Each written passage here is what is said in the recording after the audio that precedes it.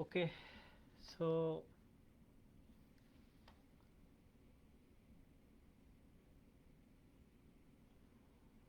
sorry for the disturbance. I should have checked earlier.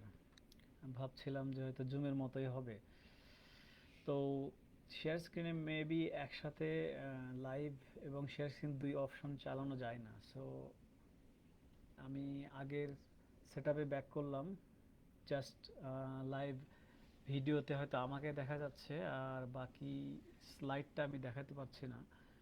পরবর্তীতে হয়তো আমি রেকর্ডিং করে কখনো জুমে দিয়ে দিব।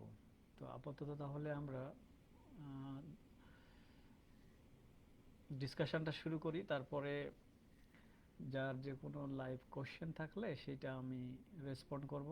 আমার মনে হয় এটা ইফেক্টিভ ওয়েতে বেটার হবে। তো ঠিক আছে, তাহলে আমার লেকচারের স্লাইডটা দেখাতে পারছি না, বাট আমি চেষ্টা করব যে কথাবার্তার মাধ্যমে আমার ডিসকাশনের মধ্যে এটা ক্লিয়ারলি তুলে ধরার। আর বাকিটা তো লাইভ মেসেজে কোয়েশ্চেন করার সুযোগ থাকছে, সে অনুযায়ী আমি অ্যান্সার করব। তাহলে আমি স্লাইডে শুরু করতে যাচ্ছি। তো এই মুহূর্তে তো অডিও শোনার ক্ষেত্রে বা ভয়েস নিয়ে তো আর মনে হয় সমস্যা নেই, বা ভিডিওটাও ক্লিয়ার আছে, ঠিক আছে তো? জাস্ট একজন একটু জানালে আমি শুরু করে দেব মূল আলোচনা। ওকে, ক্লিয়ার আছে মানিক কুমার।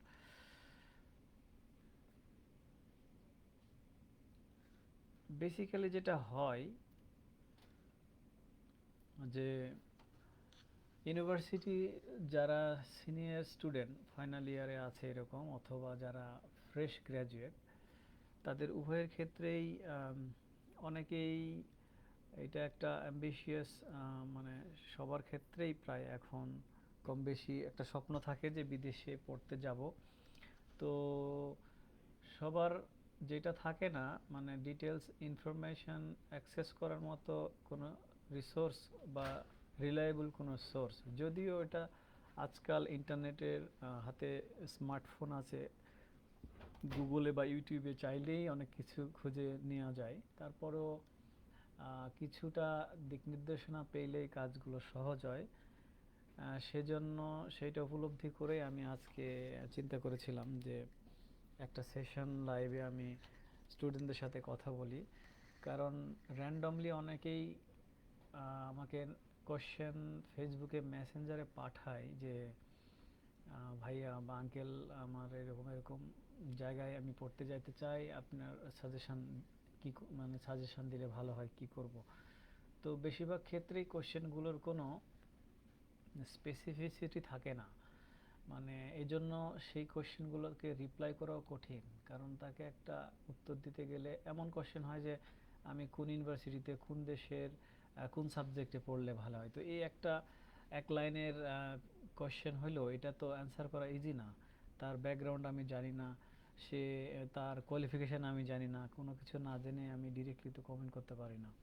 আর বেসিক্যালি ইন্ডিভিজুয়ালি যে অ্যাপ্লিকেন্ট, তারই আসলে এই কোশ্চেনের অ্যান্সারগুলোকে খুঁজে নিতে হবে, এটা অন্য কেউ এসে বলে দিবে না, করে দেবে না। তো প্রথমে যেটা হলো, একটু ডিস্টার্ব হচ্ছে এই কারণে যে আমি স্লাইডের সাথে আলোচনাটা খুব সুন্দর করে গোছানো ছিল। এখন হয়তো স্লাইডটা শুধু আমি দেখতে পাচ্ছি, আনফর্চুনেটলি আমার ভিজুয়ালি জিনিসগুলো দেখাতে পারছি না।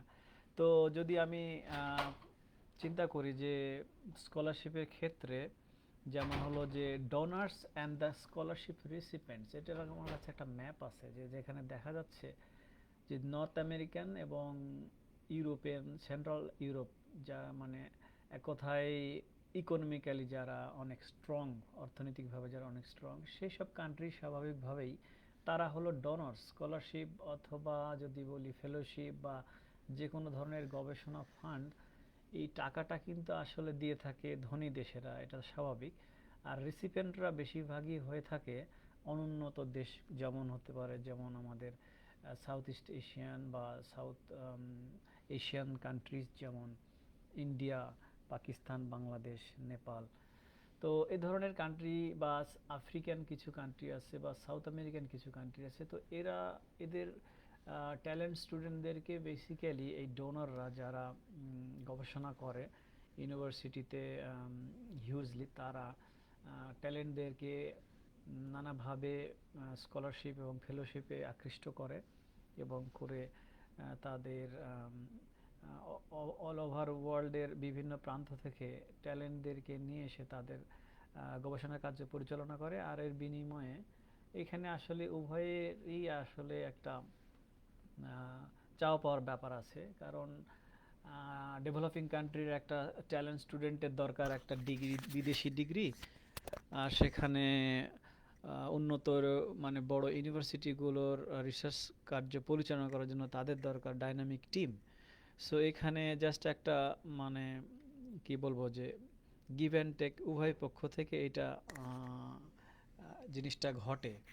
তো এখানে আমরা যদি চিন্তা করি যে এই ব্যাপারটা যে টপ ইউনিভার্সিটিদের রিসার্চ কাজ চালানোর জন্য যেমন তাদের দরকার টপ অ্যাসপাইরেন্ট স্টুডেন্টস, এক্স্যাক্টলি যারা মেধাবী স্টুডেন্ট, যারা এরকম উচ্চতর ডিগ্রির জন্য সুযোগ খুঁজছে, তারা আবার খুঁজছে একটা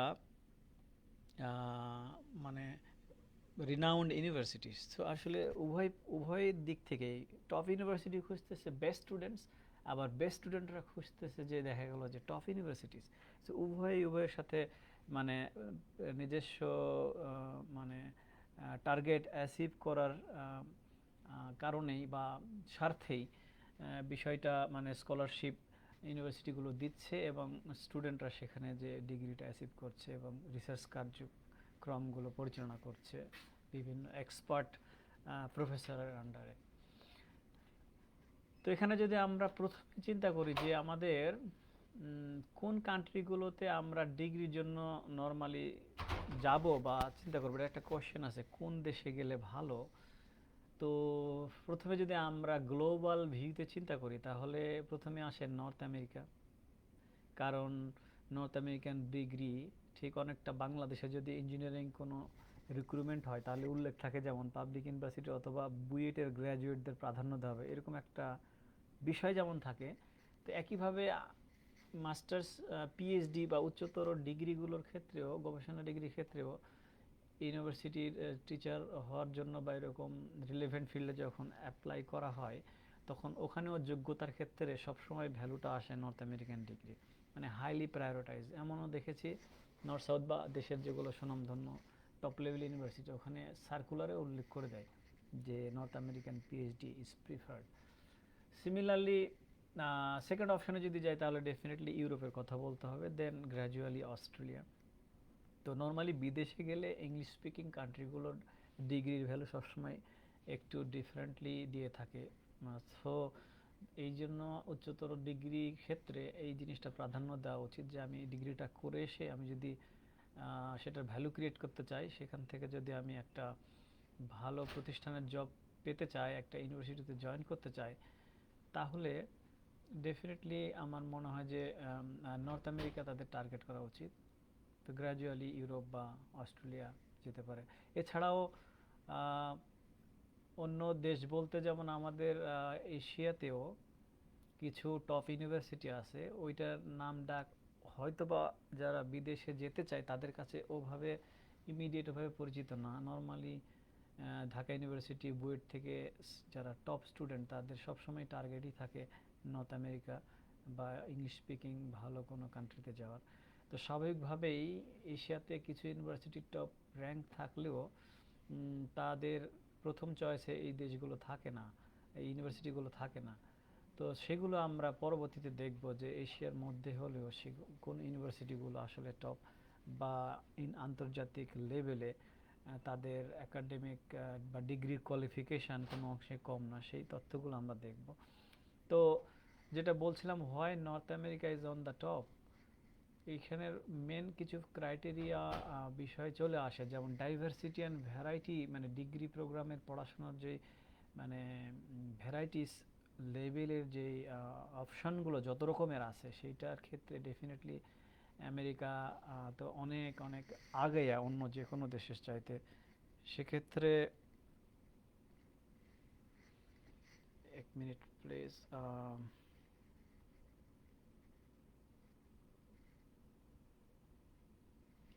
ওকে, সেক্ষেত্রে যে বিষয় হলো যে আচ্ছা, আমি অনেকক্ষণ কথা বলে গেছি, মাঝে আবার একটু চেক করা দরকার। সব ঠিকঠাক আছে তো? একটু একজনে যদি মেসেজ দিয়ে জানায় ওকে, জাস্ট ওকে লিখলেই হবে মেসেজে, তাহলে আমি শিওর হই, কারণ অনেকক্ষণ কথা বলে যাচ্ছি, আমি রেসপন্স সেভাবে দেখিনি। সব ঠিক আছে তো? আমার কথা শোনা যাচ্ছে বা ভিডিও ক্লিয়ার?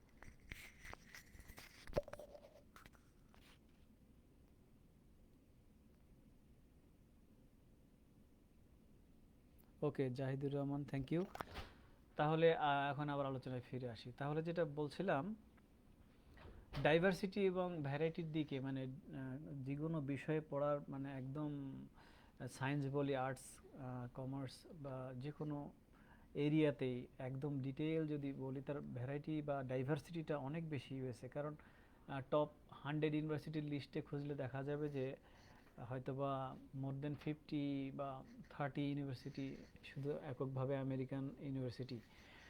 আহ, আর আরেকটা যেটা হলো যে আমরা জানি টেকনোলজিক্যাল বিষয় আশায় ওয়ার্ল্ডে এখন পর্যন্ত এবং পলিটিক্যালি সব কিছু ক্ষেত্রেই আমেরিকার সাথে তো পেইন প্যারালাল, অন্য কারোর তুলনা আসলে মানে এ পর্যন্ত মানে আমরা করতে পারি না। যদিও কিছু ক্ষেত্রে ইকোনমিক্যালি, মানে যে টোটাল মানে ইকোনমিক ফিগারে চায়না কিছুটা ইউএসএ কে ইদানিং কালে নানা বিষয়ে বা টেকনোলজিক্যাল কিছু বিষয়ে তারাও, যেমন এআই বা মেশিন, যেটা ল্যাঙ্গুয়েজ, যে হট টপিক এখনকার যে জিনিসগুলো, অটোমেশন, অথবা যেটা আমরা বলতেছি ডিপ লার্নিং, এগুলো অনেক বিষয়তে আবার ইদানিং কালে চায়না কিছু কিছু বিষয়টা মানে কম্পেয়ারেবল অবস্থায় চলে আসছে। তো তারপরও আমার মনে হয় যে আমেরিকার ওভারঅলি, মানে তাদের যে লিড ইন্টারন্যাশনালি, সেটা রিচ করা চায়নার জন্য এখন অনেক অনেক অনেক বছরের, অনেক অনেক দশকের ব্যাপার। তো যাক, এখন যেটা বলি যে আহ, এই গ্লোবাল অপরচুনিটিকে যদি আমরা অ্যাভেল করতে চাই, তাহলে এই ক্ষেত্রে আমাদের মেন চ্যালেঞ্জ যেগুলো, সেগুলোকে আমি যদি তিনটা সিম্পল শর্ট টপিকে বলি, তাহলে হবে ল্যাক অফ ইনফরমেশন। কারণ আমাদের স্টুডেন্টদের ওভারঅল, মানে শিক্ষার্থীদের ওভারঅল একটা মানে অ্যাটিটিউডটা এরকম, যেমন হলো যে আমার ওই এক্সাম্পলটা খুব কাজে লাগে, যে কোরবানি গরু কেনার পরে যখন হাট থেকে বাড়িতে আসা হয়, তখন মোড়ে মোড়ে লোকজন বসায় থাকে, দাঁড়ায় থাকে, এবং তাদের কাজই হলো গরুটার দাম কত। এই ধরনের কোশ্চেনের কোনো কিন্তু বিশেষ স্পেসিফিসিটি নাই, মানে কোনো উদ্দেশ্য বিধেয় নাই। মানে দাম জিজ্ঞেস করতে হবে, শুনতে হবে, মানে একটা কমন, মানে ওই লোকরে কন্টিনিউয়াসলি উত্তর দিয়ে আসতে হবে যে গরুর মালিকরে। তো আবার দেখা গেছে যে মানে একটা ফানি ভিডিও দেখা গেছিলো একবার, যে একজন ক্যাসেটে বা মোবাইল ফোনে ওটা রেকর্ডিং করে রাখছে দামটা, কারণ সে নিজে খুবই বিরক্ত যে ওটা অডিও চালাই দিয়ে আসে বাসায় আসতেছে, তাহলে আর দাম বলা লাগতেছে না আলাদাভাবে। তো আমাদের ক্ষেত্রে যেটা হয়, স্টুডেন্টদের বেশিরভাগই একদম আনস্পেসিফিক ভাবে তারা কোশ্চেন করে বসে যে বিদেশে পড়তে যাব, আপনি পরামর্শ দেন। তো এই একটা যদি জেনারেল কোশ্চেন হয়, তাহলে এটার তো কোনো স্পেসিফিসিটি নাই, তো এটা আমি কোন জায়গায় তাকে উত্তর দেব? এক কথাই তো আমি তাকে বলে দিতে পারবো না, বা বললো যে কোন ইউনিভার্সিটিতে আমি অ্যাপ্লাই করব, এই কথার কোনো উত্তর হয় না। তো এই জিনিসটা বোঝার জন্য আজকে আমি কথা বলবো। আবার ল্যাক অফ ইনফরমেশন যেটা হলো যে ওয়ার্ল্ড ওয়াইড ইন্টারনেটের সুবাদে স্মার্টফোন হাতে হাতে আছে, ইনফরমেশন আছে, কিন্তু এটা ডিগ আউট করা বা লেগে থেকে কাজটা, তথ্যগুলো নেওয়া বা স্টাডি করা, এটার জন্য যথেষ্ট ধৈর্য খুব কম লোকের আছে। যাদের আছে তারা ডেফিনেটলি টুডে টুমরো তারা কিন্তু বিদেশে স্কলারশিপ সহই চলেই যায়। আর দ্বিতীয়টা হলো ল্যাক অফ মোটিভেশন, সেটা হলো যেমন মানে সব সময় একটা হীনমন্যতায় ভোগা, যে আমার অমুক ব্যাকগ্রাউন্ড। যেমন আমার ক্ষেত্রে আমি কালকেই মনে একটা পোস্ট দিলাম যে আমার diploma engineering background, frankly speaking আমার অনেকে এটা সংকোচ বোধ করে, কিন্তু না, এটা আমার ডিপ্লোমা ইঞ্জিনিয়ারিং ব্যাকগ্রাউন্ডের পরে আমি বেসরকারি ইউনিভার্সিটি থেকে গ্র্যাজুয়েশন করার পরেও আমি ঠিক যেই লক্ষ্যে স্থির ছিলাম সে জায়গায় পৌঁছে গেছি আলহামদুলিল্লাহ। তো একইভাবে এখানে ল্যাক অফ মোটিভেশন অনেকেরই থাকে, যেমন বলে যে আমার ফ্যামিলি ব্যাকগ্রাউন্ড এটা সমস্যা, আমার মানে দেখা গেল যে আমাকে দিয়ে হবে, আমি অমুক ইউনিভার্সিটি স্টুডেন্ট, এরকম জায়গা থেকে আন্তর্জাতিক পর্যায়ে আমি কি আদৌ টিকতে পারবো, কোয়ালিফাই হতে পারবো, মানে এরকম একটা নিজের থেকে একটা হীনমন্যতায় ভোগাত। অ্যান্ড থার্ড ওয়ান যেটা হলো সেটা হলো, সরি, এডুকেশন কনসালটেন্ট। যেমন তথাকথিত কিছু এজেন্ট আছে অথবা কিছু বাণিজ্যিক প্রতিষ্ঠান আছে এডুকেশন কনসালটেন্ট নামে।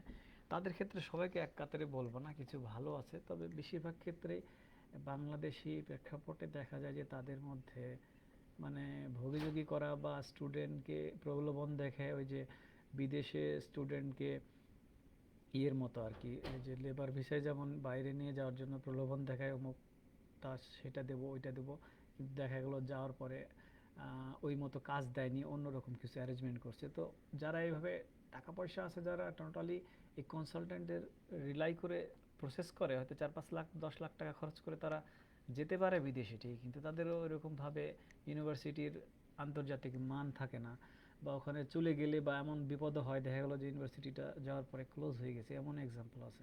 তো পরে ওই ধরনের জায়গা থেকে তাদেরকে ব্যাক করতে হয়। তো সেই জিনিসগুলো খুব হিসেব করে ভেবেচিন্তে আগাইতে হবে। তবে আমি পারতপক্ষে মানে সাজেশন দিই, যারা বিদেশে যেতেই চায় তারা যেন কোনো এডুকেশন কনসালটেন্সি সার্ভিস বা তাদের আওতায় তাদের খপ্পরে না পড়ে।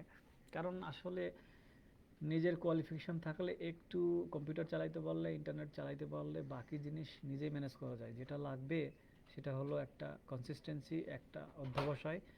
আমার নিজেরই জন্য 2 বছর লাগছে, আমি জাস্ট শুধু ফার্স্ট আমি একটা প্রফেসরের কাছে যখন একটা রিপ্লাই পাইছি ইমেলের, তার আগে আমি 500-1000 ইমেল পাঠাইছি প্রফেসরদের কাছে, তখন সাড়া পাই নাই। তো তাই সেখানেই তো আমি থেমে যাই নাই, তখন আমারও বিশ্বাস হইতো না ওভাবে যে প্রাইভেট ইউনিভার্সিটি ডিগ্রি দিয়ে আদৌ কি বাইরে যাওয়া যাবে। তো যখন এটা প্রথমে আমি একটা রেসপন্স পেলাম প্রফেসরের কাছে, তারপরে একটা পজিটিভিটি কাজ করলো। তো গ্র্যাজুয়ালি আমি লেগে থাকলাম, এক সময় হয়ে গেল। তারপরে তো লাইফ তো যে বলি ভিডিও গেমের মতো, একটা লেভেল পার হইলে আর এক লেভেল সামনে আসে, তখন সেইটা একটা টার্গেট হয়ে যায় যে এটাকে আমাকে ক্রস করতে হবে। ওটার লেভেল পার হয়ে গেলে দেখা যায় যে আবার সামনে নতুন লক্ষ্য চলে আসে। তো যেমন আমি ডিপ্লোমাতে শুরু করছি, তখন মনে হতো যে বিএসসি ইঞ্জিনিয়ারিং ডিগ্রিটা হলেই আমার ফুলফিল, আমার আর কিছু লাগে না। তারপরে মনে হলো যে ইউনিভার্সিটির টিচার হয়ে গেলাম, এখন আশেপাশে সবাই মাস্টার্স পিএইচডি ডিগ্রি, একটা অন্তত বিদেশি ডিগ্রি দরকার। সেটা যখন হয়ে গেল তখন দেখলাম যে পিএইচডি ডিগ্রি না হলে আবার কেমন হলো একটা ইউনিভার্সিটির টিচার, সে একটা সার্টেন লেভেলে যে তার প্রমোশন হবে না বা একটা লেভেল অ্যাচিভ করা যাবে না।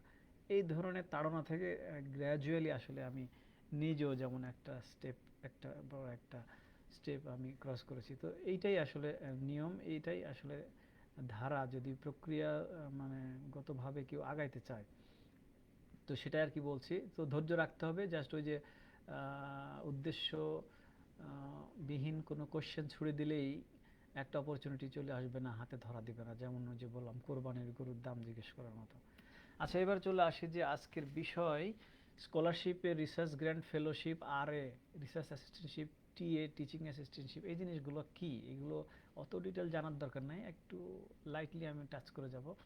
তারপরে যে হোয়ার টু অ্যাপ্লাই, কোথায় অ্যাপ্লাই করব, হোয়েন টু অ্যাপ্লাই, কখন করব, হাউ টু অ্যাপ্লাই, কিভাবে করব, হোম টু কন্ট্যাক্ট, কাকে যোগাযোগ করব, কার সাথে, at the beginning I should initiate talk, how to write an academic CV or resume, then how to write an email to a professor, this is one of the most crucial thing you have to know, then how to write SOP, যেটা বলে হলো statement of purpose, তারপরে how to check university ranking, how to find professors directory, how to get contact of a professor. তো এই specific কথাগুলো বলার জন্য আসলে আমার একটা ভিজুয়ালি স্লাইডটাকে দেখাতে পারলে সবচেয়ে বেস্ট হতো, কিন্তু আনফর্চুনেটলি আমি নিজেও আগে আরেকটু প্রস্তুতি নেওয়া লাগতো, যে যেমন প্রথমে আমরা ফেস করলাম টেকনিক্যাল ডিফিকাল্টিস, যে কিভাবে এটা কাজ করব, সরি স্ক্রিন শেয়ারটা করব, ওটাতে আমি স্টাক হয়ে গেলাম হঠাৎ। তো আগে আমি যদি জিনিসটা ট্রাই করতাম বা অন্য একটা রাস্তা নিশ্চয়ই বের করে ফেলতে পারতাম। তো সরি, যাক আমি মানে জাস্ট আমার ফেস দেখে কথা শুনতে হচ্ছে, বোর্ড হলে কিছু করার নাই, সরি। আর যারা অংশগ্রহণ করছে তারা পারলে শেয়ার করতে পারে, তাহলে যেটা হবে, শুরুর দিকে আমরা স্কেজুয়ালে মিটিংটা স্টার্ট করতে পারি নাই, দ্বিতীয়টা হলো অনেকেই হয়তো বা কাভারেজ আসে না পাবলিকলি, অনেকেই এটা বিষয়ে জানে না। তো এরকমভাবে কেউ যদি শেয়ারিংয়ের মাধ্যমে আরও একটু মানে গ্রেটার এরিয়াতে এটা মানে কাভার করে, তাহলে আরও কিছু স্টুডেন্ট হয়তো এর মাধ্যমে উপকৃত হতে পারে। কারণ আমি তো হয়তো বা খুব রেগুলার যে এরকম সেশনে আসতে পারবো, এটা হয়তো আমার ব্যস্ততার জন্য সেটাও সম্ভব হবে না। ওকে, সো স্কলারশিপ যে বিষয়টা, এটা হলো যে নর্মালি উন্নত দেশের প্রত্যেকটা গভর্নমেন্টের একটা সরকারি বাজেটেই একটা গবেষণা, রিসার্চ অ্যান্ড ডেভেলপমেন্টে ইউনিভার্সিটির জন্য একটা করে ফান্ড থাকে। যেমন আমি হংকংয়ের ক্ষেত্রে এখন যেটা বলি, যেমন হংকংয়ের ইউনিভার্সিটি গ্র্যান্ড কমিশন থেকে একটা পিএইচডি ফেলোশিপ, একটা সরকারিভাবে স্কলারশিপ আছে, যেটা হলো খুবই অ্যাট্রাকটিভ। সেটা কীরকম আমি একটু ধারণা দিই। সেই স্কলারশিপের মান হলো এরকম, আমি মনে হয় যে ওয়ার্ল্ডের অনেক ঘাটাঘাটি করে দেখেছি, তার মধ্যে ফাইন্যান্সিয়ালি যদি চিন্তা করি তাহলে হংকংয়ের one of the best option. কারণ এরা চাই বেস্ট স্টুডেন্টদের এখানে আনার জন্য। স্পেশালি বলা যায় যে অনেকটা এদের ইনসেনটিভটা এরকম যে টাকা দিয়ে একটা লুক্রেটিভ একটা অফার ক্রিয়েট করা, যে আসো এখানে আসলে অনেক টাকা পাবা। তো দেখা গেলো যে একটা পিএইচডি স্টুডেন্ট যদি এখানে আসে হংকংয়ের ইউনিভার্সিটিতে, এখানে অন্তত 4টা ইউনিভার্সিটি আছে হংকংয়ে যারা টপ 100-এর মধ্যে, আর প্রথম 2টা তো আছে টপ 50-র মধ্যে। মানে গোটা মানে ওয়ার্ল্ড র্যাঙ্কিংয়ে 50-এর মধ্যে আছে। যেমন আমার Hong Kong university of science and technology, এটার গ্লোবালি এই বছরের র্যাঙ্কে মনে হয় 27। তো যাক, তো যেটা বলছিলাম, এই ইউনিভার্সিটিগুলোতে যে টাকা দেয় এরকম পিএইচডি স্কলারশিপে সরকারিভাবে বাজেট আছে, সেটাতে যদি অ্যাপ্লাই করে সে স্কলারশিপ পায় ইউনিভার্সিটির থ্রুতে, তাহলে তার ভ্যালুটা এরকম যে $26,000 মান্থলি, তার মানে 2,70,000-75,000 টাকা বাংলাদেশি টাকায় মান্থলি সে বেতন পাবে শুধু পড়াশোনার জন্য। এবং প্রথম সেমিস্টারে আসলে, প্রথম সেমিস্টার এবং দ্বিতীয় সেমিস্টার দুইবার এসে এই স্কলারশিপের বাইরেও তাকে দেওয়া হবে 40,000, তার মানে 4.5 লক্ষ টাকা করে, বা 4,20,000-30,000 টাকা করে, ওটা স্কলারশিপের বাইরে দুইবার দেওয়া হবে টানা 2 semester, first semester second semester. তার মানে বা ফার্স্ট ইয়ার সেকেন্ড ইয়ার, আমাদের সময় আমার ফ্রেন্ডরা পেলো একবার, পেত, এবার নাকি নিয়ম করছে দুবার। তার মানে আমরা বুঝতে পারতেছি প্যাকেজটা কতটা অ্যাট্রাকটিভ, শুধু পড়াশোনা করবে এর জন্য। তো স্কলারশিপটা এরকম যে ওইটা দিয়ে একটা স্টুডেন্টদের এখানে থাকা খাওয়া, অ্যাকোমোডেশন প্লাস ইউনিভার্সিটির যে টিউশন ফি সেটা কভার করা, এবং কিছু ক্ষেত্রে অন্যান্য স্কলারশিপে হংকং এটা দেয় না, ইয়ার ফেয়ারও দিয়ে দেয়, মানে বিমানে যাতায়াতে আসার জন্য এবং বাড়ি যাওয়ার জন্য যেই রিটার্ন টিকিট, এই দুইটার কস্টটাও তারা দিয়ে দেয়, এবং ভিসা অ্যাপ্লিকেশনের ফিটাও দিয়ে দেয়। যেমন ইউরোপিয়ান স্কলারশিপে এরকম কাভারেজ থাকে, যেমন আমি নেদারল্যান্ডে ওখানে বই কেনার জন্য পেয়েছি, ওখানে আমি এয়ার ফেয়ার মানে বিমানে যাতায়াতের জন্য যে কস্টিং সেটাও পেয়েছি।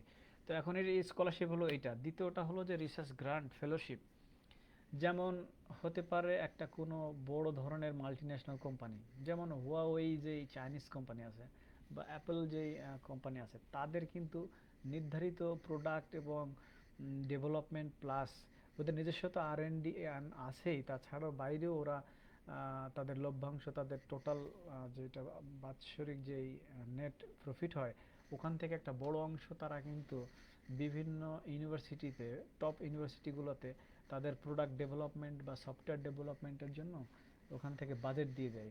প্রফেসরদের ওগুলোকে বিট করে তারা ওই ফিল্ডে তারা ওই প্রজেক্টগুলো পায়, তখন ওই কাজটা উঠানোর জন্য তার তো লোকবল লাগবে। প্রফেসরের মধ্যে আইডিয়া আছে, সে সুপারভাইজ করতে পারবে, কিন্তু তার ওয়ার্কম্যানশিপ লাগবে, সেটা তো তাকে রিক্রুট করতে হবে। তখন সে তার ফিল্ড অনুযায়ী লোক নিয়োগ দেয়, এভাবে রিসার্চ গ্রান্ট বা ফেলোশিপ থেকে তখন ওইটা কাভার করে। তারপরে যেমন দেখা গেলো যে রিসার্চ অ্যান্ড টিচিং অ্যাসিস্ট্যান্টশিপ, এটাও অনেকটা ওই রকমই। প্রফেসরের নির্ধারিত কিছু প্রজেক্ট থাকে, সরকারি বেসরকারি বা কোম্পানি রিলেটেড প্রজেক্ট থাকে, যেখানে তার কাজটা তুলে দেওয়ার জন্য তখন সে স্টুডেন্ট নিয়োগ দেয়। বা প্রত্যেকটা রিসার্চ প্রজেক্ট এখানে নির্ধারিত, যেমন এখানে হংকংয়ে আমার প্রফেসরের আন্ডার যেগুলো প্রজেক্ট হয়, নর্মালি 2টা করে পিএইচডি স্টুডেন্টদের জন্য ওই প্রজেক্টের মানে টোটাল টাকা থেকে হয়তো বা 5 মিলিয়ন পেলো, ওখান থেকে খরচ করার কিছু খাত আছে, সে চাইলেই যে কোনোভাবে টাকাটা খরচ করতে পারবে না। তো ওইখানে যেমন লিগালি একটা সার্টেন অ্যামাউন্টের প্রজেক্ট হলে মনে হয় 2টা পিএইচডির স্যালারি দিতে পারবে সে, তার মানে সে লিগালি 2টা স্টুডেন্টকে রিক্রুট করতে পারবে। তখন এইভাবে প্রফেসর তখন সিভি বা সার্কুলার করে বিভিন্ন সাইটে বা তার নিজস্ব ওয়েব পেজে, বা ইউনিভার্সিটির থ্রুতে সে তখন স্টুডেন্ট নেয় এবং ওটার ফান্ডিং, তার যেই প্যাকেজটা মান্থলি খরচ, এটা তাকে পে করতে হয়। যেমন আমি এখানে আছি হংকংয়ে, এটা আমার ফুল মেন স্ট্রিমের স্কলারশিপ না, আমি আছি রিসার্চ পোস্ট গ্রাজুয়েট স্টুডেন্টশিপে, যেটা হলো একটা রিসার্চ অ্যাসিস্ট্যান্টশিপ বা টিচিং অ্যাসিস্ট্যান্টশিপ, যার কারণে এটা আমেরিকাতেও এই স্টাইল, যার কারণে আমাদেরকে কিন্তু পড়াশোনার বাইরেও কিছু ক্ষেত্রে হেল্প করতে হয় টিচারদের। যেমন টিচারের কোর্সের গ্রেডিং করে দেওয়া লাগে, ল্যাবের কিছু ক্লাস নিতে হয়, মানে লিমিটেড কিছু কাজ করতে হয়, ওইটার মাধ্যমে আমার ওই টাকাটাকে আর কি মানে ওর বিনিময়ে আমি স্যালারি পাচ্ছি, ব্যাপারটা এরকম। তবে ওভারঅলি মানে কাজটা ওইরকম না যে কন্টিনিউয়াসলি একটা মানে কাজ করতে বাধ্য থাকি আমরা, তা না। লাইফটা টোটালি পড়াশোনার জন্য আমরা ফ্রি থাকি, মাঝে দিয়ে সেমিস্টারে কিছু অল্প কিছু কাজ করে দিতে হয় প্রফেসর, ওইটা জাস্ট সিম্পলি। দেশে থাকলে যেমন একটা ক্লাস রিপ্রেজেন্টেটিভ সিআর যেমন টিচারের সাথে বিভিন্ন বিষয়ে হেল্প করে, এরকম বিষয়, হেভি লোডেড কোনো কাজ না, অন্তত আমার ইউনিভার্সিটিতে আমার এক্সপিরিয়েন্সে সেটা বলে। তারপরে এখন যাই হোয়ার টু অ্যাপ্লাই, আমি যেটা বলছিলাম আমি কোথায় দরখাস্ত করব, কোন জায়গায়, সেটা আমি আগেই বলে আসলাম।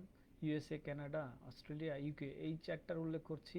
ইউরোপ, আমেরিকা বা অস্ট্রেলিয়াতে, এর কারণ হলো এরা সবাই ইংলিশ স্পিকিং কান্ট্রি, এদের ডিগ্রিগুলোর ভ্যালুয়েশন বা ক্রেডিট সবচেয়ে বেশি। যে কোনো এগুলো দেশ থেকে করার ডিগ্রি নিয়ে ইন্টারন্যাশনালি যে কোনো ভালো প্রতিষ্ঠানে, মাল্টিন্যাশনাল কোম্পানিতে প্লাস ইউনিভার্সিটি লেভেলের জব পাওয়া সহজ, কারণ এই ডিগ্রিগুলোকে রিকগনাইজড করে খুব হাইলি। তাহলে হোয়ার to apply depends on certain things, যেমন আমি শুধু স্টাডি করতে যাব নাকি স্টাডি শেষে আবার সিটিজেনশিপের চাকরি খুঁজে সিটিজেনশিপের আমার প্ল্যান আছে। ভ্যালু অফ দ্য ডিগ্রি, মানে ডিগ্রির ভ্যালুটা কেমন পাবো পাশ করার পরে। কোয়ালিফিকেশন অফ দি অ্যাপ্লিকেন্ট, মানে আমার যোগ্যতাটা কি। আমি তো স্বপ্ন দেখে ফেলতে পারি না একেবারে আকাশ কুসুম, যদিও আমি বলছি যে যে স্বপ্ন দেখার ক্ষেত্রে কোনো লিমিট থাকা ঠিক না, এটাও একদিকে ঠিক, আবার এটাও ঠিক যে আমার কোয়ালিফিকেশন আমি কত দূর রিস্ক করতে পারবো, তার মিনিমাম একটা মাত্রাও থাকতে হবে। কারণ আমি যদি এখন এখানে বসে অ্যাভারেজ একটা স্টুডেন্ট হয়ে হঠাৎ করে অক্সফোর্ড, স্ট্যানফোর্ড, প্রিন্সটনে বা এমআইটি চিন্তা করে ফেলি, তাহলে একটু বেশি হয়ে যায়। তো একটু রিয়েলিস্টিক, একটু প্র্যাকটিক্যাল হতে হবে যে আমার কোয়ালিফিকেশান, আমার রেজাল্ট, আমার সিজিপিএ বা ওভারঅল আইএলটিএস স্কোর, ইংরেজি বলা লেখার দক্ষতা, এটা কোন লেভেলে, কত দূর পর্যন্ত আমি ক্যাচ করতে পারবো, তার নিজে এটাকে জাজ করতে হবে, করে সেই অনুযায়ী করলে তাহলে অ্যাপ্লিকেশন সাকসেসফুল হওয়ার সম্ভাবনা বেশি। আর না হলে এটাতে খুব বেশি, ওই যে বললাম প্রথমেই, অ্যাসপাইরেন্ট স্টুডেন্ট, মানে সে যে স্টুডেন্ট প্রত্যাশা করতেছে, ভালো স্টুডেন্ট ভালো ইউনিভার্সিটি প্রত্যাশা করতেছে, এটা স্বাভাবিক, এটাকে ম্যাচ করতে হবে দুজনের ক্ষেত্রে। এটা এমন হতে পারে রিলেশনশিপের মতো, যে একটা মেয়ে ভালো যোগ্যতা সম্পন্ন ছেলে খুঁজছে, একটা ছেলেও ঠিক একটা খুবই কিউট মেয়ে খুঁজছে। তো এটা দুজনের মধ্যে তো একবারে ম্যাচ না হলে, যদি নর্মাল কোনো একটা মানে ছেলে হুট করে একটা তো যোগ্যতা সম্পন্ন কোনো যদি কিউট একটা খুব স্মার্ট এডুকেটেড মেয়েকে চায়, তো রিলেশনশিপে সে এটা পাবে না সাকসেসফুল। এই রিলেশনে সে প্রপোজ করতে পারে কিন্তু ফাইনালি সেটা সাকসেস হবে না, এটাই স্বাভাবিক। তো এই ক্ষেত্রেও তাই, ইউনিভার্সিটি অ্যাপ্লিকেশনের ক্ষেত্রে আমার কোয়ালিফিকেশান আর ইউনিভার্সিটির রিকোয়ারমেন্ট দুটো ম্যাচ করতে হবে, তবে এটা একটা সাকসেসফুল একটা অ্যাপ্লিকেশনের মানে এন্ডিং হবে, হ্যাপি এন্ডিং হবে। আর একটা হলো financial abilities of the applicant. কিছু ক্ষেত্রে যারা সেলফ ফাইন্যান্সে যায় বা পার্শিয়ালি ফান্ডিংয়ে যায়, সেক্ষেত্রে কান্ট্রি কোনটা রিচ করব, কোনটা টার্গেট করব, সেটা ডিপেন্ড করে যে আমার অর্থনৈতিক স্বাবলম্বতা কীরকম। যেমন আমার ফ্যামিলি কি 20 লাখ টাকা অ্যাফোর্ড করতে পারবে, যেমন আমার ইউনিভার্সিটিতে মানে এই যে হংকংয়ে এইচকে ইউএসটিতে মাস্টার্স প্রোগ্রাম 1 বছর মেয়াদি, যেটা শুধুমাত্র কোর্স ওয়ার্ক, যে প্রফেশনাল মাস্টার যেটা বলে, ওইটা করতে টিউশন ফি লাগে 14 লাখ বা 19 লাখ টাকা, আর বাকি থাকা খাওয়া হংকংয়ে অনেক এক্সপেন্সিভ, সে সব মিলে তাকে 35-40 লাখ টাকা বাজেট রাখতে হবে একটা মাস্টার্স কোর্সে, যদি সেলফ ফান্ডিংয়ে আসে। আর কেউ যদি আন্ডার গ্রাজুয়েট এখানে বিএসসি করতে চায়, তাহলে নিয়ারলি 1 কোটি টাকা খরচ হবে। টিউশন ফি সম্ভবত 52 লাখ টাকা, আর বাকিটা 4 বছরের 48 মাসে থাকা খাওয়া হংকংয়ের স্ট্যাটাসে, সেটা হিসাব করলে দেখা যায় 1 কোটি টাকার মতো লাগে। তো এই যে বললাম যে যদি কেউ সেলফ ফান্ডিংয়ে যায় বা পার্শিয়ালি যাইতে চায় তাহলে সেক্ষেত্রে ডিপেন্ড করবে কোন দেশে কোন ইউনিভার্সিটিতে যাব, সেটা ডিপেন্ড করবে তার ফাইন্যান্সিয়ালি কোয়ালিফিকেশনের উপরে। এক্ষেত্রে ইউরোপের কোনো দেশ বা এশিয়ার কোনো দেশ, অন্যান্য দেশ মালয়েশিয়া বা মেনল্যান্ড চায়না অথবা থাইল্যান্ড, এগুলো ক্ষেত্রে কিছু ইউনিভার্সিটি তার জন্য সহজ হবে। দেখা গেলো যে অ্যাফোর্ডেবিলিটির মধ্যে থাকতে পারে, 12 লক্ষ 15 লক্ষ টাকা হয়তো সে ডিগ্রি করে ফেলতে পারবে। সেলফ ফাইন্যান্সের কথা বলছি, স্কলারশিপে না। স্কলারশিপ হলে তো আর ফাইন্যান্সিয়ালি বিষয় এখানে আসছেই না। অনেকে এবার এটা ভুল বোঝে। কয়েকদিন আগেও একজন আমাকে বলছে যে স্কলারশিপ পেলে স্যার আমার কোনো টাকাই লাগবে না। আমি বললাম অবশ্যই না। ও ভাবতো যে চান্স পাওয়ার পরে কিছু খরচ আছে। স্কলারশিপ হয়ে গেলে এই ইউনিভার্সিটি মানে দায়িত্ব সম্পন্ন ইউনিভার্সিটি, মানে যেটা বললাম ইউরোপিয়ান স্কলারশিপ হইলে বিমান ভাড়া ভিসা খরচ থেকে শুরু করে মানে বাড়ি থেকে জামায় ধরে নিয়ে যাবে, ব্যাপারটা এরকম। এবার চলে আসি যে হোয়েন টু অ্যাপ্লাই, আমি কোন সময় অ্যাপ্লাই করব। এটা আমরা বাংলাদেশি যেহেতু নর্থ আমেরিকান সিস্টেমে বিভিন্ন ইউনিভার্সিটিতে প্রাইভেটে পড়াশোনা করানো হয়, যেমন 3টা সেমিস্টার ফল স্প্রিং সামার। আমরা জানি ফল শুরু হয় যে আগস্ট সেপ্টেম্বরের ওই সময়টাতে, হ্যাঁ। তারপরে স্প্রিং শুরু হয় যে মিডল অফ জানুয়ারি বা বিগিনিং অফ মেতে যে শেষ হয়। সামার হয় যেমন মেতে। তো এই যে টাইমটা নর্মালি যেটা হয় স্প্রিং এবং ফলেই ইনটেকিংটা হয় ফর্মালি। বাকি সময়টাতে যেমন আমরা ইউনিভার্সিটিতেও দেখছি যে বছরে একটা সেমিস্টারে বেশি স্টুডেন্ট আসে, বেশি রিক্রুটমেন্ট হয়, সেটা হলো ফলে। এটা ডিপেন্ড করে বিভিন্ন দেশ বিভিন্ন ইউনিভার্সিটির ক্ষেত্রে। তার মানে হংকংয়ে যে কেউ প্ল্যান করে তাহলে তার উচিত হবে যে আগস্ট সেপ্টেম্বরে যে সেমিস্টার ফল শুরু হয় সেইটা টার্গেট করা। আর যে কোনো স্কলারশিপ অ্যাপ্লিকেশন প্রসেসিংয়ের জন্য মিনিমাম তাকে অ্যাডমিশনের টাইমের অন্তত 4 থেকে 5 মাস আগে তাকে সাবমিশন করতে হয় অ্যাপ্লিকেশন। অটোমেটিক্যালি ডেটটা ক্লোজিং হয় এই সেমিস্টারের জন্য হলে দেখা যায় যে অন্তত 6 মাস আগে বা 4 মাস আগেই ডেডলাইন ওটা মানে অ্যাপ্লিকেশান গ্রহণ করা শেষ করে দেয়। ওটা অ্যাসেসমেন্ট করতে প্রসেস করতে অনেক সময় লাগে, ভিসা টিসা করা।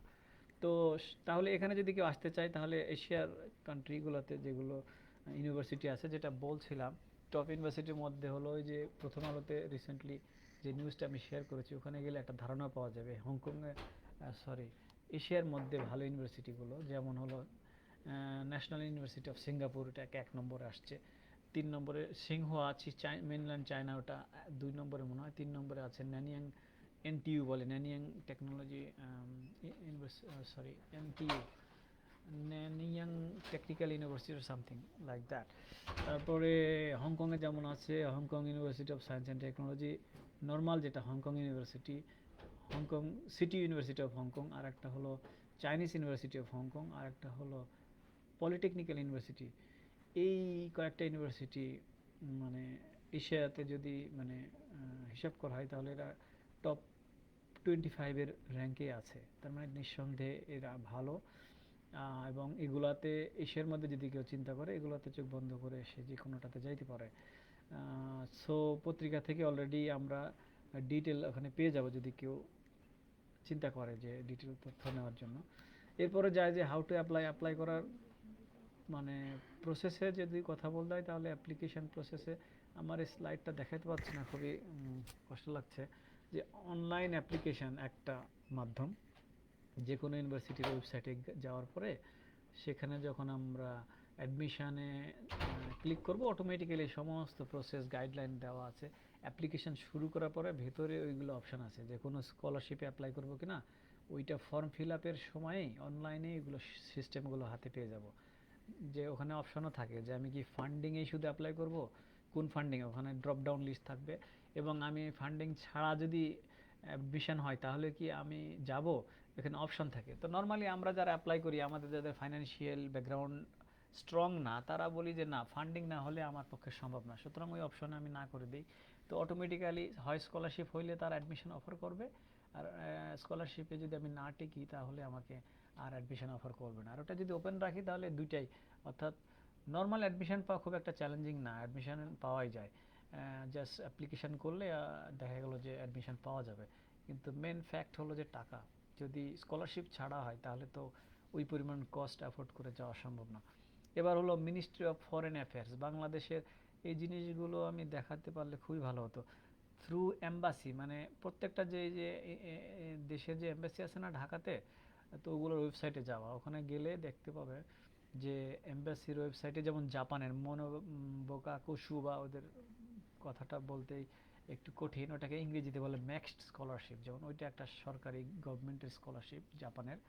তো ওই স্কলারশিপে যেমন ওগুলোর ছাড়াও আরও অনেক স্কলারশিপ আছে যেগুলো নেশন টার্গেট করে ইন্ডিভিজুয়ালি অনেক দেশে, যেমন বাংলাদেশিদের জন্য একটা পার্টিকুলারলি দেখা যাবে যে ওয়েবসাইটে রেগুলারলি তারা পোস্ট করে যে পিএইচডি মাস্টার্স লেভেল স্কলারশিপ। তো এরকম যেই কান্ট্রিতে যেতে চাই সেগুলো অ্যাম্বাসির ওয়েবসাইটে ঢুকলে ওখানে একটা সেকশন পাওয়া যাবে যেখানে স্কলারশিপ বা কোনো নামে থাকবে। যেমন আমার এখানে আমি এম্বাসির লিঙ্ক রাখছি জাপানের, ওটাতে স্কলারশিপ নোটিস বলে একটা পেজ আছে। ওই স্কলারশিপ নোটিসে এডুকেশন জাপান মানে টপ পেজে যে এডুকেশনের আন্ডারে সাব পেজে আছে, হইলো এডুকেশনের আন্ডারে আছে স্কলারশিপ নোটিস। এই মুহূর্তে যেমন দেখাচ্ছে, হ্যাঁ এই যে মনোবুকা গা কুশু বা ম্যাক্সড ইংরেজিতে বলে মাস্টার্স পিএইচডি স্কলারশিপের সার্কুলার এখানে আছে। এরপরে যেমন দেখা গেল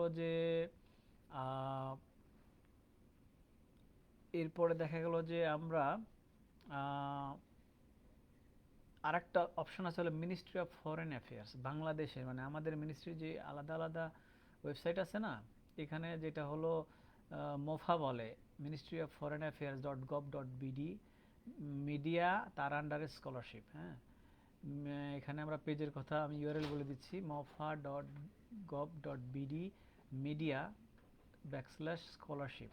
এখানে গেলেও আমি রিসেন্ট সার্কুলার পাবো যে মানে কোনো মানে দেশ থেকে কোনো ধরনের মানে স্কলারশিপ অ্যাভেলেবল আছে কিনা, সেইটা আমি ওখান থেকে নিয়ে দেখে নিতে পারবো। তারপরে হলো যে তাহলে আমি তিনটা সোর্স বললাম, সরাসরি ইউনিভার্সিটির ওয়েবসাইট, ওইটা সবচেয়ে অথেন্টিকেটেড। দ্বিতীয়টা এইগুলো আমার মাঝে মাঝে নজর রাখবো, মিনিস্ট্রি অফ ফরেন অ্যাফেয়ার্স, এবং আরেকটা যেটা বললাম যে এম্বাসির ওয়েবসাইটগুলোতে কোনো না কোনো ট্যাবে আমরা খেয়াল করলে দেখব নিচে বা ড্রপডাউন লিস্টে স্কলারশিপের অ্যাপ্লিকেশন বা নোটিশ দেখতে পাবো। এই পরে আসল বিষয়ে চলে আসি, হোম টু কন্ট্যাক্ট ফার্স্ট। এটা সব সময় এটা দেশ, কান্ট্রি বা ইউনিভার্সিটি ভেদে ভিন্ন না, বলতে গেলে সব জায়গায় ইনিশিয়াল টকটা প্রফেসরের সাথে কন্ট্যাক্ট হইলেই ভালো হয়। তবে এটা এই না যে এটা মাস্ট, কেউ যদি চায় সরাসরি প্লেন অ্যাপ্লিকেশন করতে পারে, কোনো সমস্যা নাই। তার ব্যাকগ্রাউন্ড ম্যাচ করে ওই ডিপার্টমেন্টের ওই টিচারের হাতেই তার অ্যাপ্লিকেশন যাবে। তারপরে ফিজিক্যালি যদি ইন্টারভিউ নিতে চায় স্কাইপে, তখন ওই টিচারই তাকে অ্যাসেস করবে। আর একটা হতে পারে ওই যে প্রপোজাল লিখতে হয়, তো প্রপোজালের ওই ব্যাকগ্রাউন্ড অনুসারে ওরা অ্যাডমিশন অফিস ওইটা প্রফেসরকে হাতে হস্তান্তর করে অ্যাপ্লিকেশনগুলো, যেগুলো জেনারেল অ্যাপ্লিকেশন, আগে থেকে প্রফেসরের সাথে কন্ট্যাক্ট হয় না। আর মেজরিটি সিলেকশনটা হয় প্রফেসরের রিকমেন্ডেশন বেসড, সেইটা হয় প্রথমেই প্রফেসরকে মেল করা। তো ইমেল করলে দেখা গেলো আমি বললাম 500-1000 ইমেল করেও আমি আগে এক সময় রিপ্লাই পেতাম না, কারণ আমি জানতামই না ইমেলটা করতে হয় কীভাবে। তো পরে যখন জানছি তখন সেটা নিয়ে আমি একটা এক্সাম্পল, একটা ইমেল আমি আলোচনা করব।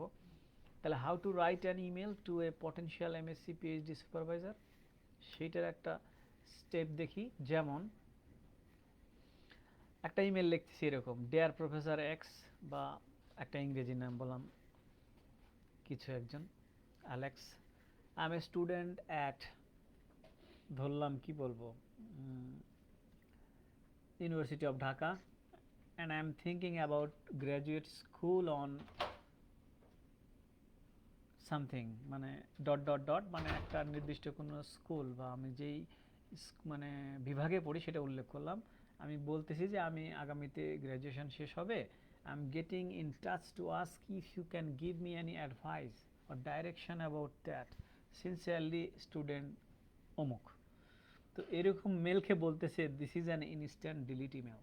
আমাদের প্রফেসরও মাঝে মাঝে গল্প করে যে অনেক ইমেল আসে, উনি প্রথমে ইমপ্রেশন খারাপ হলে ওটা খুলেও দেখে না, সাবজেক্ট লাইন অনেক কিছুতে ইন্ডিকেশন, ওদের তো এক্সপিরিয়েন্স হয়ে গেছে, শয়ে ইমেল পায়, রিকোয়েস্ট পায়। তো ইনস্ট্যান্ট ডিলিট ইমেল, তার মানে এই ইমেল হলো যে কোরবানির গরুর দাম জিজ্ঞেস করার মতো, যার কারণে এটা ইনস্ট্যান্ট ডিলিট, মানে ওটা পড়েও দেখবে না। কারণ এই ছেলে বলতেছে যে আমি অমুক কলেজের ছাত্র, আমি আগামীতে পাশ করব, আমি তুমি কি আমাকে বলতে পারো, কোনো সাজেশন দিতে পারো যে আমার এখন মানে আমার এখন কি করা দরকার, হ্যাঁ, বা তোমার তোমার কাছ থেকে কোনো সুযোগ আছে, বা এরকম কথা বলে তার ব্যাকগ্রাউন্ড কিছু না দিয়ে এরকম একটা ভ্যালুলেস কোনো উদ্দেশ্যবিহীন একটা ইমেলের কোনো রিপ্লাই হবে না, এটাই স্বাভাবিক। তো আমিও হয়তো প্রথম দিকে এরকমই ইমেল করতাম, যার কারণে আমি রিপ্লাই পেতাম না। এখন আমরা আসি একটা ভালো ইমেল। স্ট্যান্ডার্ড ইমেলটা কেমন হতে পারে? ডিয়ার প্রফেসর আলেক্স, একই অ্যাড্রেস করছি যে I am a student at college of engineering with a major civil engineering. I am a junior and will be graduating next May. বা আমি যে ইউনিভার্সিটি লেভেল স্টুডেন্টদের আবার লেভেল থাকে, জুনিয়র আর সফামর, মানে এরকমভাবে লেভেল থাকে। বা আমি বলতে পারি I am a final year student of civil engineering, will be graduating next May. এরপরে বলতে হবে specific, I have a certain CGPA, যেমন I have a 4 or 3.9 CGPA and experience in our college.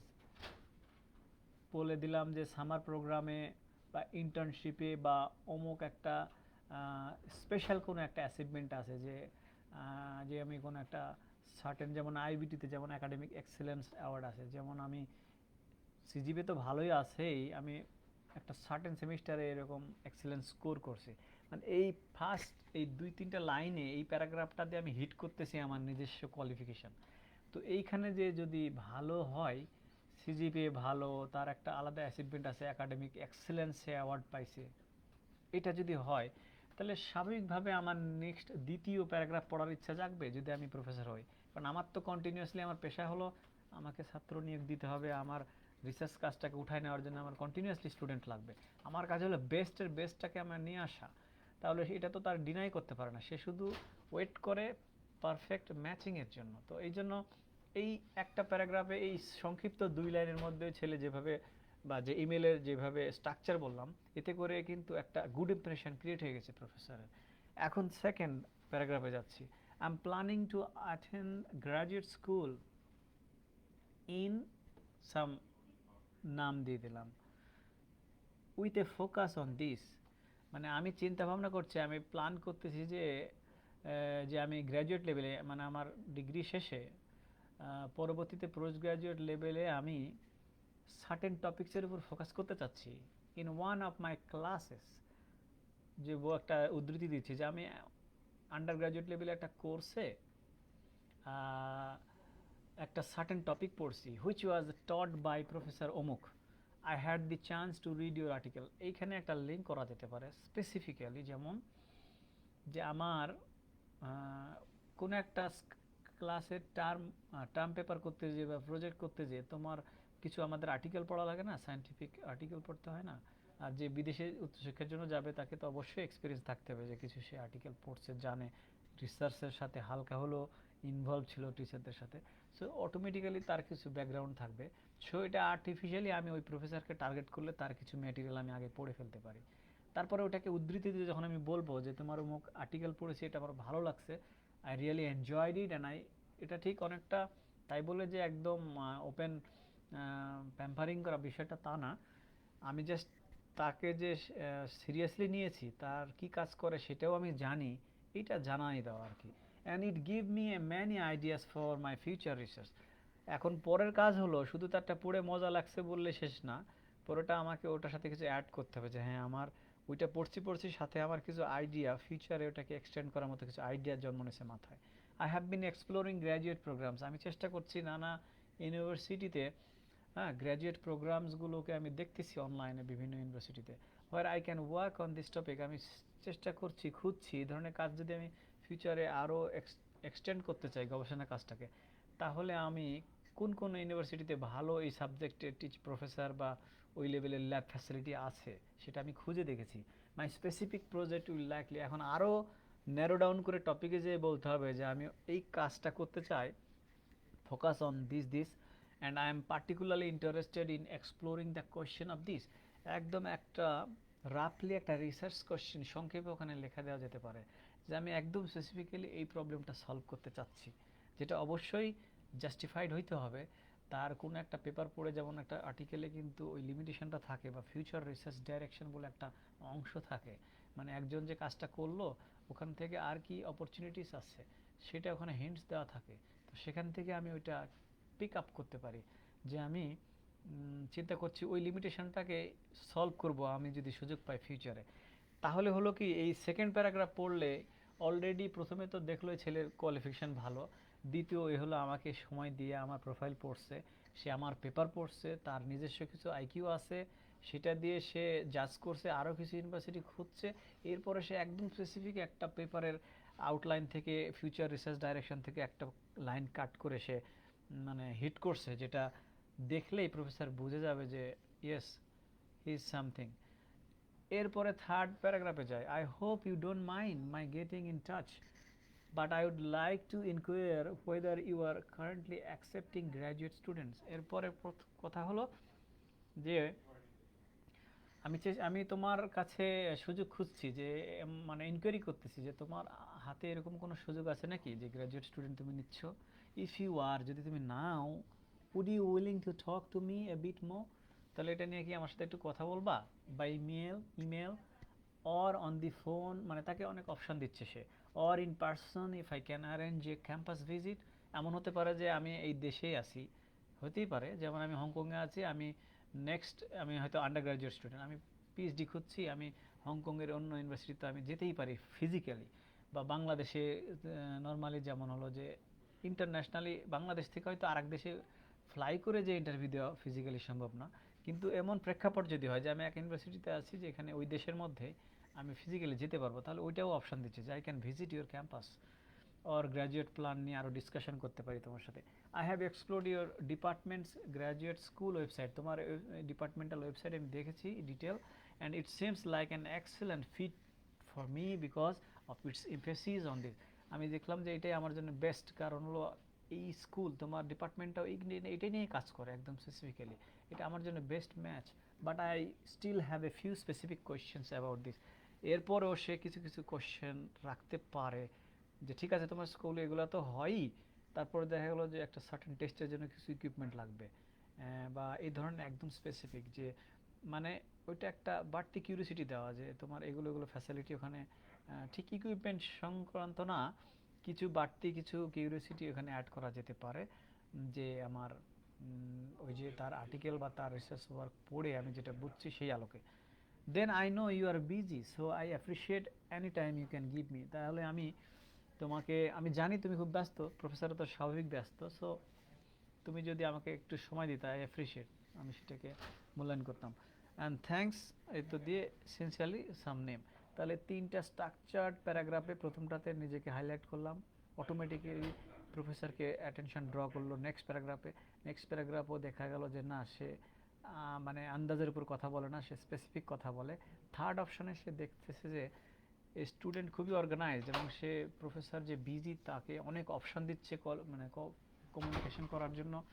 তাহলে আগের ইমেল আর এই ইমেলের মধ্যে পার্থক্যটা কি, ইনস্ট্যান্ট ডিলিট ইমেল আর এই ইমেলের মধ্যে এই পার্থক্যটা হলো এরকম, because it shows that you are serious and well qualified, it shows that you have done thorough research and utilized all the freely available information on the website.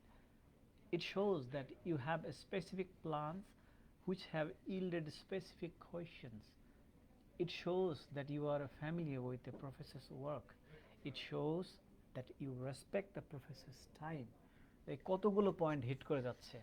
All of these attributes will make your email and your name stand out and exponentially increase your chances of getting a timely, thorough and friendly response, and potentially building the kind of relationship that leads to a strong mentoring relationship.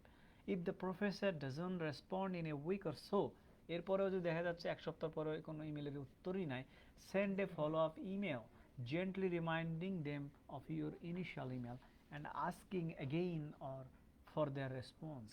If they ignore you again, best to probably give up. যদি দ্বিতীয়বারে দেখা যাচ্ছে যে knock করে কাজ হয়নি, তাহলে আর সময় তার পিছনে অপচয় না করাই বেস্ট, হয়তো কোনো কারণে সে আমাকে পছন্দ করে নাই বা আমার প্রতি ইন্টারেস্টেড না। ঠিক ওই যে প্রপোজ করার মতো একবার দুইবার করে যদি দেখা যাচ্ছে রিজেক্ট হচ্ছে, তাহলে সেই মেয়ের পিছনে আর নতুন করে সময় নষ্ট না করাই ভালো, হু wise. But professors are busy and distracted and it may take a little extra effort to get through gate through, মানে তারা তো ব্যস্ত মানুষ, তাদের অ্যাটেনশন পাইতে বিষয়টা অত সহজ না। সো একটু নিজস্ব এফোর্ট থাকতে হবে। এই হলো ইমেলের বিষয়। আমার মনে হয় যে এই ইমেল একটা স্ট্যান্ডার্ড ইমেল থেকে অনেকেই ধারণা পেয়ে গেছে যে কীভাবে ইমেল করতে হবে। এর পরের ধাপে যাই আমরা, how to write an academic resume. এখানে আমি 19টা মানে সেগমেন্ট আছে সিভির। তার মানে এই না যে সবগুলোই থাকতে হবে, কারণ একটা আন্ডার গ্রাজুয়েট স্টুডেন্টের অ্যাচিভমেন্ট আর কী থাকে, এতগুলো মানে সেগমেন্ট কাভার করা হয়তো মানে সম্ভব না, কোয়াইট ইম্পসিবল। তো কীরকম, যেমন education, professional appointments, employment, publications, awards and honors, grants and fellowship, invited talks, conference activity participation, teaching experience, research experience. Definitely এই দুইটা 8 এবং 9 নম্বর পয়েন্ট, টিচিং এক্সপিরিয়েন্স আর রিসার্চ এক্সপিরিয়েন্স, এগুলো fundamental things, you need this. মানে scholarship পেতে গেলে এগুলো হাইলি প্রায়োরিটি দেয় এইসব কোয়ালিফিকেশন বা এক্সপিরিয়েন্সকে। যারা টিচিংয়ে আছে তাদের জন্য ইজি, যারা ইউনিভার্সিটি টিচিং অলরেডি করে, এই জন্য আমাদের ক্ষেত্রে স্কলারশিপ পাওয়াটা ইজি হয়। রিসার্চ এক্সপিরিয়েন্স যদি পাবলিশড পেপার বা কনফারেন্স পেপারও থাকে, সেটাও কিছুটা ভ্যালু অ্যাড করবে। Service to profession, departmental university service, extra curricular university service. ইউনিভার্সিটিতে অনেক কালচারাল বা ডিপার্টমেন্টেরই অনেক সভা সেমিনারে অনেক ভলেন্টিয়ারি বিভিন্ন কাজ থাকে, সেগুলোও কিন্তু এক্সপিরিয়েন্স হিসেবে আসতে পারে। কমিউনিটি ইনভলভমেন্ট আউটরিচ, এটা কিন্তু খুব ভালো একটা জিনিস। যেমন হলো আমরা ভলেন্টিয়ারি অনেক কাজ করি, শীত বস্ত্র বিতরণে বা বাংলাদেশের ক্ষেত্রে বলছি, অথবা কিছু কিছু এরকম আমরা ইউনিভার্সিটি লেভেলে কাজ করি, মানে সোশ্যাল ওয়েলফেয়ারের জন্য, সামাজিক দায়বদ্ধতা থাকে। এই ধরনের এক্সপিরিয়েন্সে কাজ করা থাকলে সেইটা অ্যাড করা যাবে। এগুলো আলাদাভাবে মূল্যায়িত হয় বিয়ন্ড মানে academic qualification. Related professional skills, কোনো সভা সেমিনার বা প্রফেশনাল কোনো শর্ট কোর্স ট্রেনিং করা থাকলে সেগুলো অ্যাড করা যেতে পারে। নন academic work, teaching areas, courses prepare to teach, বা আমি টিচিংয়ে যদি করে থাকি কোন কোন কোর্স আমি ক্লাস নিয়েছি, তাহলে ওখান থেকে একটা ব্যাকগ্রাউন্ড বুঝতে পারবে যে স্টুডেন্টের ব্যাকগ্রাউন্ডটা কী। ল্যাঙ্গুয়েজেস, প্রফেশনাল মেম্বারশিপ অ্যাপ্লিকেশনস, যেমন হলো বাংলাদেশে যেমন আমার আইইবি আছে, বা আমেরিকান সিভিল ইঞ্জিনিয়ারিং অ্যাসোসিয়েশন, বা ASM civil engineering society, ASC, বা এরকম আন্তর্জাতিক বিভিন্ন যেগুলো প্রফেশনাল বডি আছে, তাদের কোনো মেম্বারশিপ থাকলে সেগুলো উল্লেখ করা যেতে পারে। আর সর্বশেষ যেটা, রেফারেন্সেস। রেফারেন্স, একাডেমিক রেফারি হলো সেই ব্যক্তি, নর্মালি ডিরেক্ট টিচার অন্তত 2 জন বা 3 জন, অনেক জায়গায় 3 জনের চায়, যে হলো আমাকে ওই যে চারিত্রিক সনদ যেটা আমরা পাই, যেমন চেয়ারম্যানের কাছ থেকে আমরা নেই অন্যান্য জবের ক্ষেত্রে, তো বিষয়টা ওই রকমই। কিন্তু বিষয়ে আমি একাডেমিক্যালি কতটা সাউন্ড, আমার ইউনিভার্সিটিতে আমার পড়ার সময় আমার ক্লাসের র্যাঙ্ক কেমন ছিল, আমি কেমন সিনসিয়ার ছিলাম, এই বিষয়গুলো রিফ্লেক্ট হয়। কিছু ক্ষেত্রে ওদের অনলাইন ফর্মই থাকে, আমি যাকে রেফারি উল্লেখ করব, সেই টিচারের একাডেমিক ইমেল দিলে ওই ইমেলে তারা লিঙ্ক পাঠিয়ে দেয়, ওখানে ওই টিচারকে দিয়ে পূরণ করা টিচারের ইমেল থেকে পাঠাতে হয়। আর একটা ভার্সন হলো যে ইউনিভার্সিটির প্যাডে হার্ড কপি প্রিন্ট করে টিচার সিগনেচার করে দিল, ওটা স্ক্যান করে পাঠাতে হয়। অথবা এমন আছে যে রেজিস্ট্রি থেকে সিলগালা করে, মানে আমাকে দেখা যাবে না, কারণ আমি যদি খুলে দেখতেই পারি তাহলে তো আমার প্রফেসর বা আমি যে রেফারি, সে তো মন খোলাভাবে আমাকে কমেন্ট করতে পারবে না, মানে আমার বিষয়ে তো কোনো খারাপ কিছু লিখতে পারবে না। তো এই কারণে রিকমেন্ডেশন লেটার এমন হয় যে ব্লাইন্ড, ওটা খামে রেজিস্ট্রি থেকে অটোমেটিক ওটা ওই ইউনিভার্সিটির অ্যাড্রেসে পাঠাতে হয়। এটা ডিপেন্ড করে ইউনিভার্সিটির অ্যাপ্লিকেশন প্রসেসে গেলে এগুলো ডিটেল বোঝা যাবে, পাওয়া যাবে। তো বেশিরভাগ ক্ষেত্রে অনলাইন সিস্টেম, লিঙ্ক দিয়ে দেয়, লিঙ্কে কিছু কোয়েশ্চেনারি থাকে সার্ভে কোয়েশ্চেনের মতো, অনলাইন ফর্মে টিচার একাডেমিক ইমেল লাগে, সেক্ষেত্রে জিমেল টিমেল দিলে আর হবে না। যেমন প্রত্যেকটা ইউনিভার্সিটির একটা প্রফেশনাল ইমেল আছে না, .edu দিয়ে, ওই রকম আর কি। আচ্ছা, এখন আমার স্যাম্পল সিভির বিষয়ে আমি কিছুদিন আগে আমার ওয়েবসাইট শেয়ার করেছিলাম, যেটাতে গেলেই পাবা। আমার একটা সিভি আছে, যে সিভিটাকে বেস্ট বলবো না, সেটা হলো একটা, বলবো যে স্ট্যান্ডার্ড সিভি, যেটা দিয়ে আমি অন্তত অনেকগুলো ইন্টারন্যাশনাল 3টা 4টা স্কলারশিপ পাইছি। সুতরাং ওটাকে একটা বেসলাইন হিসেবে ধরা যেতে পারে। তারপরও এরপরেও আরও বেটার কারো আইডিয়া থাকলে, বা অনেক প্রফেশনাল ওয়েবসাইট আছে সিভি লেখার, ওগুলো আমি স্লাইডে থাকলে দেখাতে পারতাম, সেই সাইটগুলো থেকেও যদি কেউ মনে করে আরও ইমপ্রুভ করে আরও বেটার সিভি বানাইতে পারে। তো আমারটা যেটা একটা স্ট্যান্ডার্ড, একটা বেসিক হিসাবে একটা অন্তত কেউ শুরু করতে পারে, অন্তত ওই লেভেলে বানালে কেউ নেগেটিভলি মানে জাজ করবে না, এইটুকু অন্তত বলা যায়। কারণ already it has been tested for many times, যে তারা সেই সিভিটা যে কাজ করে কয়েকবার এটা প্রমাণিত। এরপরে চলে যায় how to write a soapy start statement of purpose, মানে আমি কেন যাব ওখানে ডিগ্রি করতে। তো এই জিনিসটা বোঝে না আমাকে কী লিখতে হবে। তো সেটারও স্যাম্পল আছে আমার ওয়েবসাইটে, তারপরে আমি কিছু আইডিয়া দিচ্ছি। যেমন show your interest and motivation for the position. আমি যে অ্যাপ্লাই করতেছি পিএইচডির জন্য বা মাস্টার্সের জন্য, এতে আমার মোটিভেশনটা কি, আমি এই সার্টেন টপিকই কেন কাজ করব। Highlight the salient features from your educational qualification, মানে আমি শুধু স্বপ্ন দেখলে হবে না বললাম, আমি যে ওইটাকে পছন্দ করি তার সাথে আমাকে লজিক্যালি আমার ব্যাকগ্রাউন্ড কতটা আছে ওইটার সাথে যে যাই। মানে আমার ডিগ্রি, যেমন আমি বলতেছি স্ট্রাকচারাল ডিজাইন হওয়া আমার স্বপ্ন, তাহলে আমি কি আমার আন্ডার গ্র্যাজুয়েটে ওগুলো কোর্সগুলোকে আমি ভালো মানে স্কোর করেছি, ভালোভাবে বুঝেছি, এবং ওই রিলেটেড আমার অ্যাডিশনাল কিছু অ্যাচিভমেন্ট আছে সফটওয়্যার টফটওয়্যার এগুলো যেমন আছে, যেমন স্ট্রাকচার যদি বলে ইটাস বা স্ট্যাটপ্রো, এগুলো ডিজাইন বা এগুলো স্ট্রাকচারাল অ্যানালাইসিস টুলসগুলো জানা আছে কিনা, বা প্রফেশনাল কোনো কোর্স টোর্স সার্টিফিকেট কোর্স করছি কিনা, মানে ওইটার সাথে আর কি কি অ্যাচিভমেন্ট আছে। At the top of your main dish is like a tomato sauce, মানে আমরা ফাস্টফুডে গেলে যেমন আমরা খাই একটা খাবার খাই সাথে চাটনি বা সস খাই না, তো আমি মেন ডিশের সাথে মানে আমার সাথে আরও অ্যাডিশনাল ফিচার কি আছে সেইগুলোকে শো করতে হবে, যাতে করে আমি কনভিন্স করতে পারি যে আমি শুধু শুধু ফাঁকার উপরে এটার ইন্টারেস্টেড না, আমি মানে ভেতর থেকেই আমার ব্যাকগ্রাউন্ডে সেরকমই স্ট্রং এই টপিকে সুইটেবল মানে আমার জন্য। Then why do you think that you are the best candidate for the position. তারপরে আমাকে আরও ডিপেন্ড করতে হবে কেন ওই প্রফেসরের কাছে ওই পজিশনে তো অনেকেই যেতে চাচ্ছে, তাহলে আমি কি এমন স্পেশালিটি আমার আছে যার কারণে প্রফেসর আমাকে আলাদাভাবে 10 জনকে না নিয়ে আমাকে নিতে পারে। তো ওইটা আমার একটা এসওপি আছে, ওটা পড়লে ওইটা একইভাবে বললাম, এটা একটা স্ট্যান্ডার্ড, ওইটা বেজলাইন ধরে কেউ কাজ করতে পারে। লেখালেখির ক্ষেত্রে আরও অনেক চমৎকার আইডিয়া কারো থাকতে পারে, সেটা যার যার ব্যক্তিগত কোয়ালিটি আর কি। How will the position help you to reach your desired goal, মানে আমি যে পজিশনটাকে আমি যেতে চাচ্ছি আমার ইন ফিউচারে, মানে আমার একদম ফিউচার গোল অ্যাচিভ করতে ওইটা আমাকে কিভাবে হেল্প করবে সেটাকে লজিক্যালি দেখাতে হবে। অ্যান্ড যেমন আমি যদি স্ট্রাকচারাল ইঞ্জিনিয়ার হই তাহলে হতে চাই ডিজাইনার হতে চাই, বা ওইরকম হাই ডিগ্রি আনতে চাই সার্টেন বিষয়ের উপরে, তাহলে ফিউচারে আমি এই মানে আমার এই ড্রিম বা গোল মানে অ্যাচিভ করার জন্য ডেফিনেটলি ওই ফিল্ডে মাস্টার্স বা একটা হায়ার ডিগ্রি সেটাকে আমাকে হেল্প করবে। At the end what would be the impact on you, মানে ডিগ্রিটা শেষে আমার উপরে কি প্রভাব পড়বে, এবং দেশে এসে আমি যেখানে চাকরি করি অথবা আমার দেশের ক্ষেত্রে মানে আমার নিজের দেশের জন্য আমার এই নলেজটা কী উপকারে আসবে, এটাও লিখতে হবে। কারণ কিছু কিছু স্কলারশিপ আছে ডোনারদের দেওয়া, যেমন হলো Bill and Melinda Gates foundation. তো কেউ যদি বলে আমি স্যানিটারি ইঞ্জিনিয়ারিং বা এনভায়রনমেন্টাল সেক্টরে পড়বো ডিগ্রি নিয়ে, আমি দেশে যে আমার দেশে মানে একদম আর্সেনিক এফেক্টেড এরিয়ার কিভাবে আরও অল্প খরচে ফিল্ট্রেশন করে পানি, সুপেয় পানি পরিশুদ্ধ করা যায় সেটা নিয়ে আমি কাজ করব, এবং এইরকম কমিউনিটিদেরকে আমি হেল্প করব, লো কস্ট একটা টেকনোলজি ডিজাইন করব।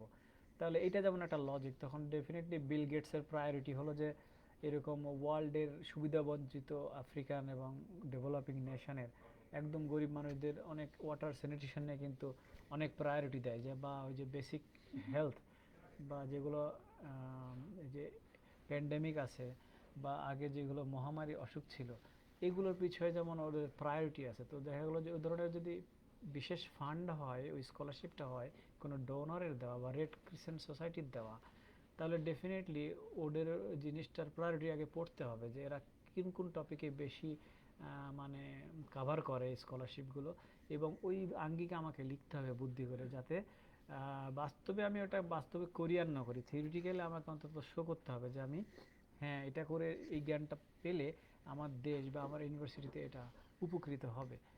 দেন অবশ্যই যেটা করতে হবে রিকোয়ারমেন্টগুলো ভালো করে পড়ে নিতে হবে। এমন আছে একটা অ্যাপ্লিকেশন আমি রেডি করে ফেললাম, অনেক খাটাখাটনি করার পরে দেখছি যে ওটা ফিমেল অ্যাপ্লিকেশান, শুধু বলে দিছে ডেভেলপিং কান্ট্রি, লিস্টেড কান্ট্রি আছে অনেক সময়, LD list, developing country LDC country বলে। এটার লিস্টে মানে বাংলাদেশে এখন আর নাই, আগে ছিল। এই যে মিড ইনকাম কান্ট্রি হিসাবে, মিডল ইনকাম কান্ট্রি হিসাবে ওই লিস্ট থেকে বেরিয়ে আসছে। এর আগে কিন্তু বাংলাদেশ এলডিসির আন্ডারে ছিল। তো এইগুলো কান্ট্রিকে আবার স্কলারশিপে বেশি কাভারেজ দেয়, প্রায়োরিটি দেয়, মানে কোটা থাকে। তো ওইটা চেক করতে হবে। দেখা গেলো যে আমার দেশের ওটা মানে ওই স্কলারশিপে অ্যাপ্লাই করার যোগ্যতাই নাই, মানে আমার দেশ মানে লিস্টেডই না। তাহলে তো আমার শুধু একটা বিনা মানে না বুঝেই পরিশ্রমটা গেল। অথবা ওটা অ্যাপ্লিকেশনের কোনো এক জায়গায় লেখা আছে মেল অ্যাপ্লিকেন্ট, একজন মেয়ে এখন টোটাল জিনিস রেডি করে বসে আছে, মানে জেন্ডার ওয়াইজও মানে স্কলারশিপ থাকে, বিশেষ করে মেলের জন্য না, ফিমেলের ক্ষেত্রেই থাকে কিছু কিছু মানে উইমেন ডেভেলপমেন্ট কিছু প্রোগ্রামে। তো দেখা গেল যে ওগুলাতে মেয়ে প্রযোজ্য। এখন আমি সব খাটাখাটনি করে দেখলাম যে এটা ছেলেরা অ্যাপ্লাই করতে পারবে না। সো রুলস রেগুলেশন রিকোয়ারমেন্ট এটা কেউ পড়ে দিবে না, আমাকে জিজ্ঞেস করেও বোকামি হবে যে স্যার এই স্কলারশিপটা কী হবে। কারণ আমি তো দুনিয়ার কি সব স্কলারশিপে অ্যাপ্লাই করছি, আমি নির্ধারিত কয়েকটাতে করেছি, সেটার আলোকে সেটার এক্সপিরিয়েন্সে আমার অভিজ্ঞতা আছে। আমি তো দুনিয়ার সব স্কলারশিপ সম্বন্ধে জানি না। আর আমাকে কেউ জিজ্ঞেস করলে আমার কি সেই সময় আছে যে আমি তার জন্য হয়ে ওয়েবসাইট থেকে খুঁজে দেখে আসবো? সেই রিকোয়ারমেন্টও কয়েক পাতা থাকে, সেগুলোকে যেমন আমরা সফটওয়্যার ইনস্টল করার সময় যে অ্যাকসেপ্ট চেপেই দ্রুত নেক্সট নেক্সট করে করে ফেলি, ওখানে রাইটস অনেক কিছু রুলস থাকে, সেগুলো আমরা কোনোদিন পড়ে দেখি না। কিন্তু স্কলারশিপের ক্ষেত্রে এই কাজ করলে হবে না। ধৈর্য নিয়ে 2 পাতা থাকুক 5 পাতা থাকুক, রুলস রেগুলেশন, কে পাবে, কারা যোগ্য, কী কন্ডিশন শর্ত পূরণ করতে হবে। এমন আছে যেমন চাকরির এক্সপিরিয়েন্স চায়, এডিবি স্কলারশিপে 2 ইয়ার্সের প্রফেশনাল এক্সপিরিয়েন্স লাগে। তো ওটাতে যদি কারো কম থাকে তাহলে সে অ্যাপ্লিকেশান করলো, সিলেকশানে যে ওইটা ধরা খাবে, দেখবে ওইটা এক্সপিরিয়েন্স সার্টিফিকেটে দেখলো যে 1 বছর এক্সপিরিয়েন্স আছে বা ফ্রেশ, তাহলে ওকে লাভই নাই, ওর তো অটোমেটিক্যালি মানে ডিসকোয়ালিফাইড হয়ে গেল অ্যাপ্লিকেশনটা। এরপর চলে যায় দ্য ওয়ার্ল্ড ইউনিভার্সিটি র্যাঙ্কিং। এটা খুব মানে ভিজুয়ালি না দেখাতে পারা দুঃখজনক, তো এটা দেখতে পাইলে খুব ভালো হতো। তারপরে আজকাল যে কেউ খুঁজে নিতে পারবে, টপ ইউনিভার্সিটিস ডট কমে ঢুকলে আমরা দেখতে পারবো যে ইউনিভার্সিটি লিস্ট, যেমন বর্তমানে আজকে এই মুহূর্তে দেখাচ্ছে number 1 Massachusetts institute of technology MIT, যেটা আমরা জানি আমেরিকাতে, Stanford 2 number, Harvard 3 number, California institute of technology Caltech যেটা বলে 4 নম্বর, university of Oxford 5, ETS Zurich সুইজারল্যান্ডের এটা হলো 6, এরকম। তো এইভাবে করে করে দেখা গেলো যে আমি যেটা বললাম এশিয়ার অনেক ইউনিভার্সিটি সামনে কাতারে আছে, যেমন university of Tokyo, Japan university কিন্তু আছে 24-এ, পেকিং ইউনিভার্সিটি চায়নাতে 23 নম্বরে আছে, ইউনিভার্সিটি অফ হংকং যেটা এটা 22-এ আছে, আমার ইউনিভার্সিটি আছে 27 নম্বরে, Hong Kong university of science and technology. তো গ্লোবালি 27 নম্বর, এটা ইজ নট এ জোক, এটা কিন্তু হিউজ ব্যাপার। এবং আমি যেগুলো বলে আসলাম এশিয়ার ইউনিভার্সিটি, এবং যার বয়স মাত্র 30 বছর, 100 200 400 বছরের ইউনিভার্সিটিকে পিছিয়ে ফেলে এরকমভাবে মানে পজিশন নেওয়া, এটা তো ইজি ব্যাপার না।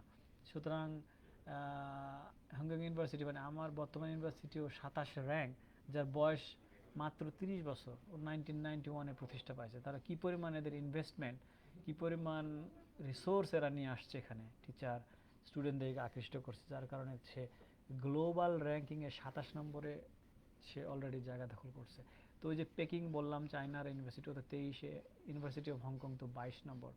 সো চিন্তা করা যায় যে টপ 50 মানে গ্লোবাল কনটেক্সট এটা huge.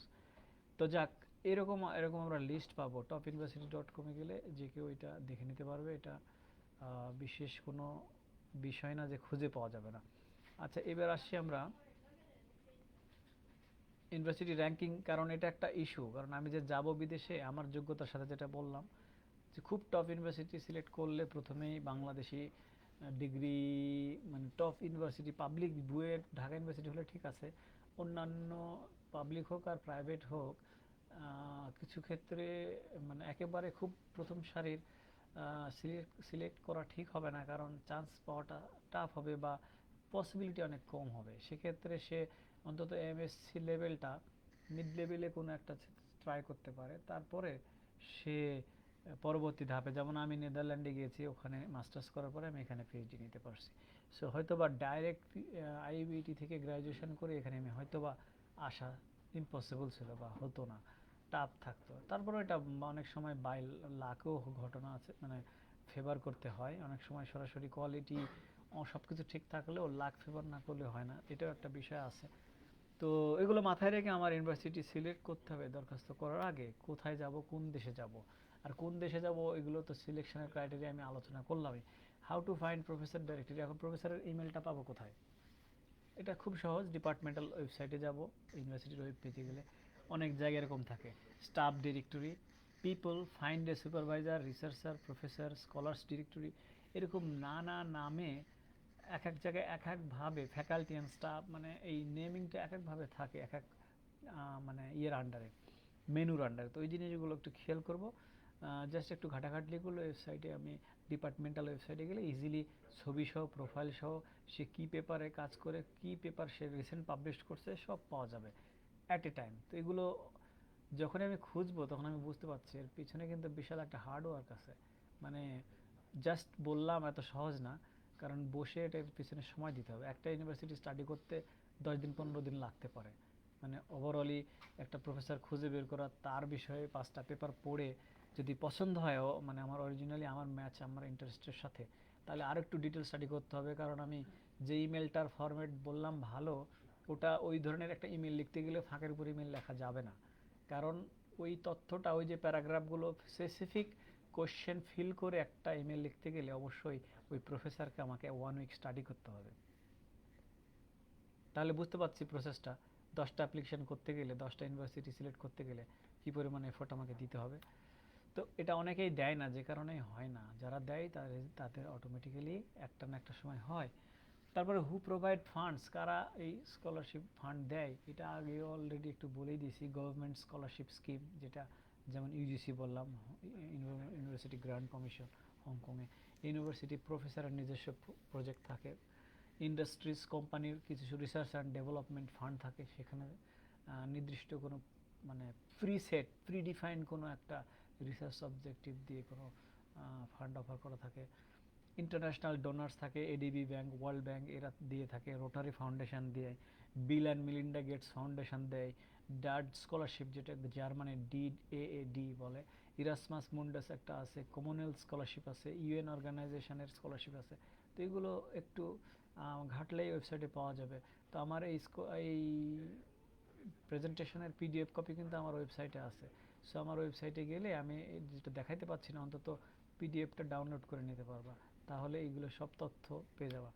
Then what things to prepare before you apply for an admission. তো প্রথমে যেটা হয় জিআরই টোফেল, যদি নর্থ আমেরিকাকে কেউ টার্গেট করে এটা তো লাগবে মাস্ট। আর যদি এশিয়া, ইউরোপ, কানাডা আসলে যেতে চায়, আইএলটিএস এনাফ। তো সেক্ষেত্রে আইএলটিএসের ক্ষেত্রে বা টোফেলের ক্ষেত্রে কোর্স, মানে কি ধরনের স্কোর করলে ভালো, যেমন এটা তো আইএলটিএসের ক্ষেত্রে যদি বলি, সহজটাই বলি, যেমন এটা 0 থেকে 9 পর্যন্ত একটা ব্যান্ড স্কোর আছে, এটা 9 হলো ম্যাক্সিমাম।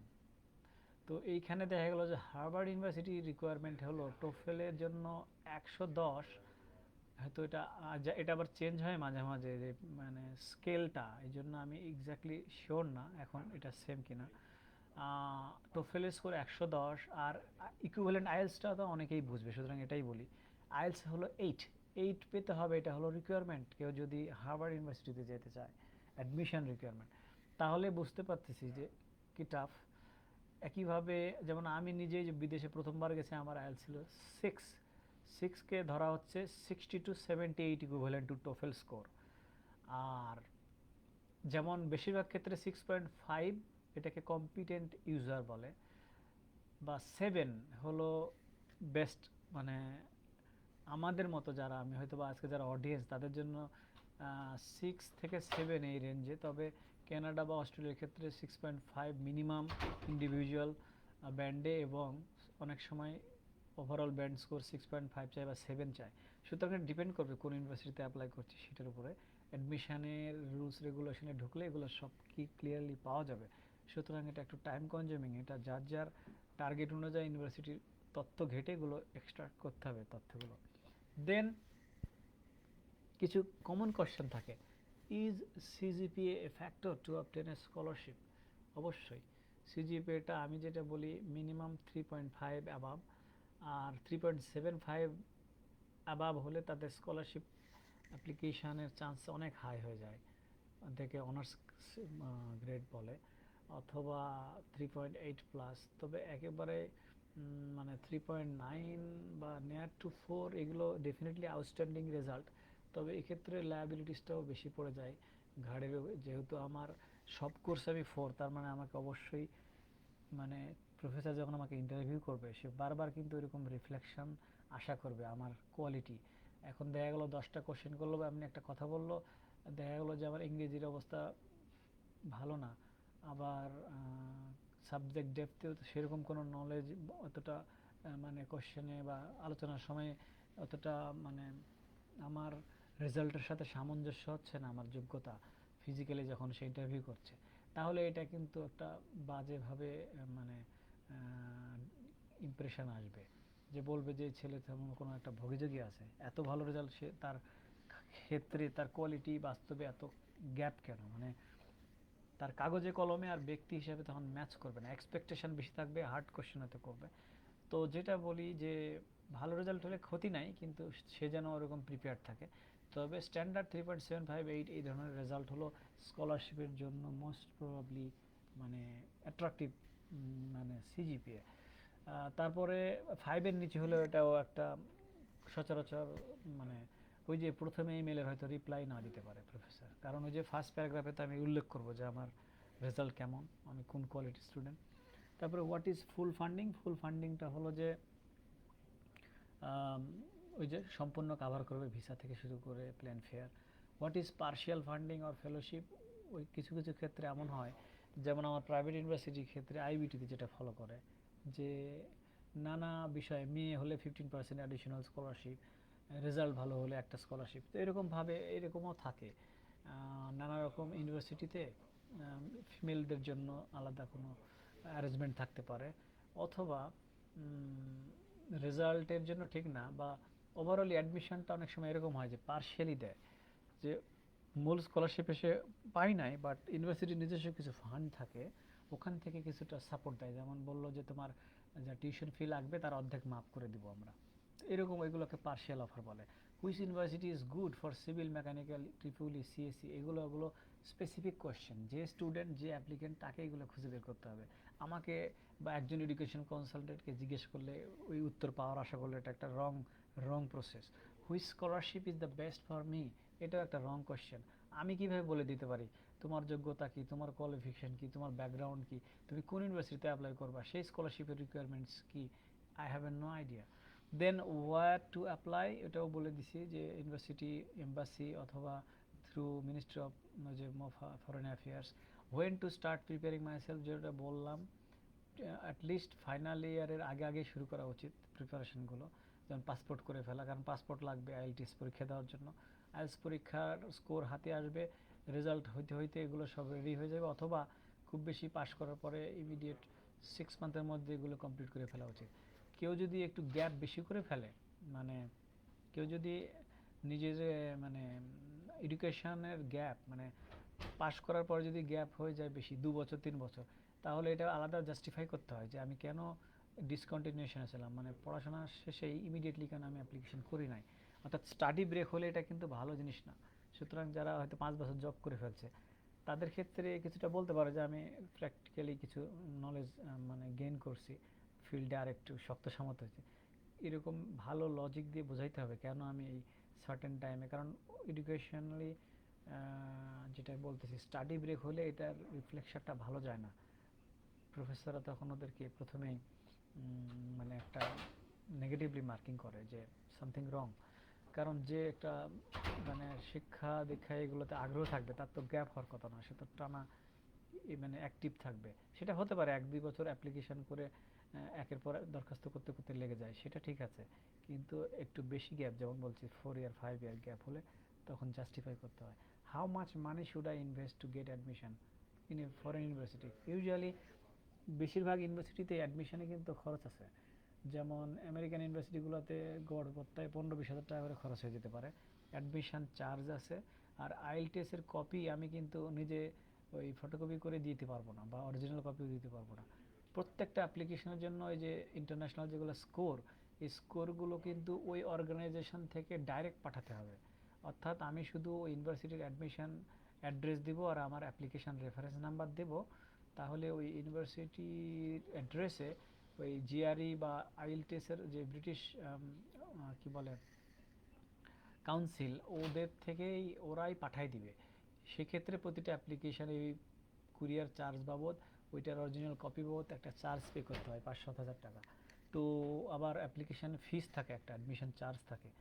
তো ওইটাও দেখা যাবে যে ইউএস ডলার, যেমন হতে পারে 120, 150, 180, 200, 250 ডলার।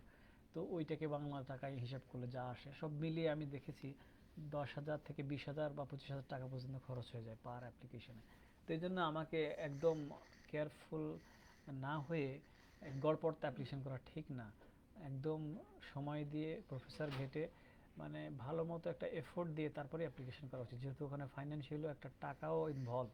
সুতরাং 5টা অ্যাপ্লিকেশন করলে আমার 1 লক্ষ টাকা খরচ হয়ে যাচ্ছে। সো সেটাও একটা কিন্তু ফ্যাক্ট।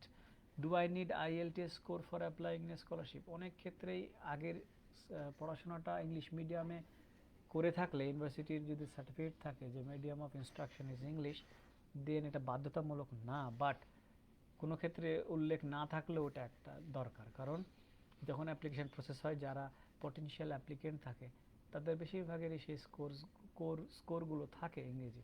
তাহলে স্বাভাবিকভাবে যার একটা স্কোর আছে তাকে তো আমি প্রায়োরিটাইজ করব। অথবা অ্যাডমিশন অফিস যখন মার্কিং করে, তখন আইএলটিএসের জন্য দেখা যায় যে যদি স্কোর থাকে তার জন্য একটা কিছু ক্ষেত্রে ওদের এক্সেলে প্রোফর্মা আছে, আইএলটিএস থাকলে একটা সার্টেন মার্ক, না থাকলে নাই। তো এইভাবে করে ওরা একটা স্ক্রুটিনিং করে। তো সেই স্ক্রুটিনিংয়ের ক্ষেত্রে আমার একটা এগিয়ে থাকা সম্ভব হবে। Should I enroll myself to a coaching centre before registering for the IELTS test? এটা একটা কোয়েশ্চেন হয়। না, এটা ম্যান্ডেটরি না। তবে গভর্নমেন্টের যারা স্মার্ট ছেলে মেয়ে, যারা বুয়েটে বা এরকম ভালো জায়গায় পড়ে, ভালো প্রাইভেট ইউনিভার্সিটিতে পড়ে, তাদের আর স্পেশাল কোনো ইয়ে লাগে না। তারা নিজেরাই সচেতন। সিনিয়র ভাইরা বিদেশ যাচ্ছে অহরহ, তাদের বই টই বা ওই নোট টোটোগুলো নিয়ে নিজেরা প্রিপেয়ার্ড হয়ে যায়। অনলাইনে তো অফুরন্ত ম্যাটেরিয়াল আছে। আর কিছু ক্ষেত্রে যদি মনে হয় যে না, আমি নিজে নিজে সেলফ স্টাডি করে হয় না, আগাইতে পারি না, আলসেমি করি, তাহলে একটা কোচিং সেন্টারে যাওয়া যেতে পারে। গেলে একটা রেগুলারিটি থাকবে, একটা রেগুলার লেসনের মধ্যে থাকা যাবে। সেখানে টাস্ক দেবে, সেই টাস্কে কিছু ডেমো টেস্ট দেওয়া যাবে, তাহলে একটা কনফিডেন্ট আসবে যে আমার হয়তো ফিউচারে রিয়েল ফিল্ডে আমার কেমন আসতে পারে স্কোর, এটা আইডিয়া পাওয়া যাবে, অ্যাডিশনাল একটা কনফিডেন্ট লেভেল গ্রো করবে। So this is all. তাহলে আমার মনে হয় আজকে অনেক কিছুই কাভার করে গেল, যদিও শুরুতে কিছু সময় আমাদের ভ্যালুয়েবল টাইম নষ্ট করা হয়েছে, এটা অবশ্য কিছুটা দোষ আমারই। কারণ আমার উচিত ছিল আগে, যেহেতু ফার্স্ট টাইম ইউজার হিসেবে ফেসবুকে স্ক্রিন শেয়ারিংটা দেওয়া যায় না, বা এট এ টাইম লাইভ দেওয়া যায় কিনা এটা ফিজিবিলিটিটা স্টাডি করা দরকার ছিল। আমি জুমে এর আগে সেশনগুলো করে রেকর্ডেড ভিডিও আপলোড দিতাম ফেসবুকে। সে কারণে আমার কোনো বাস্তব ফেসবুক লাইভে কখনো আসা হয়নি, অভিজ্ঞতা নাই। তো স্লাইডটা দেখাতে পারলাম না, সরি। আমার মনে হয় তবুও যারা অডিওতেও পার্টিসিপেট করছে, আমার হয়তো শুধু শুধু ফেস দেখে অনলাইনে আছে অনেক স্টুডেন্টরা, পার্টিকুলারলি হয়তো তাদের স্পেশালি ভালোবেসেই হয়তো স্যারের সাথে অনেকদিন দেখা নাই, কথা নাই, এ থেকেই তারা লাইনে আসছে। হ্যাঁ, এখানে লাইভে আছে, যুক্ত আছে, এই জন্য তাদের ধন্যবাদ আগ্রহ দেখানোর জন্য বা আমার সাথে সময় দেওয়ার জন্য। তো আমার মনে হয় ফুলফিল একটা জেনারেল জিনিস একটা কাভার হয়েছে সবার ক্ষেত্রে, মানে বেসিক যেটা নলেজ জানার দরকার সেটুকু কাভার হয়েছে। এটাও এরপরেও শেষ নয়। এখন স্পেসিফিক যদি কোনো কোশ্চেন থাকে, সেইটা আমার মেসেজে যদি কেউ এখন টাইপ করে দেয়, সেটা দেখে আমি রিপ্লাই করতে পারি, অথবা সে পরে সময়ে আমাকে মেসেজে লিখতে পারে, কমেন্টসে লিখতে পারে। আবার আমার ওয়েবসাইটের আমি অ্যাড্রেস অনেকে জানে, বা আমি দিয়ে দিব, আমি বলে দিচ্ছি www.mah,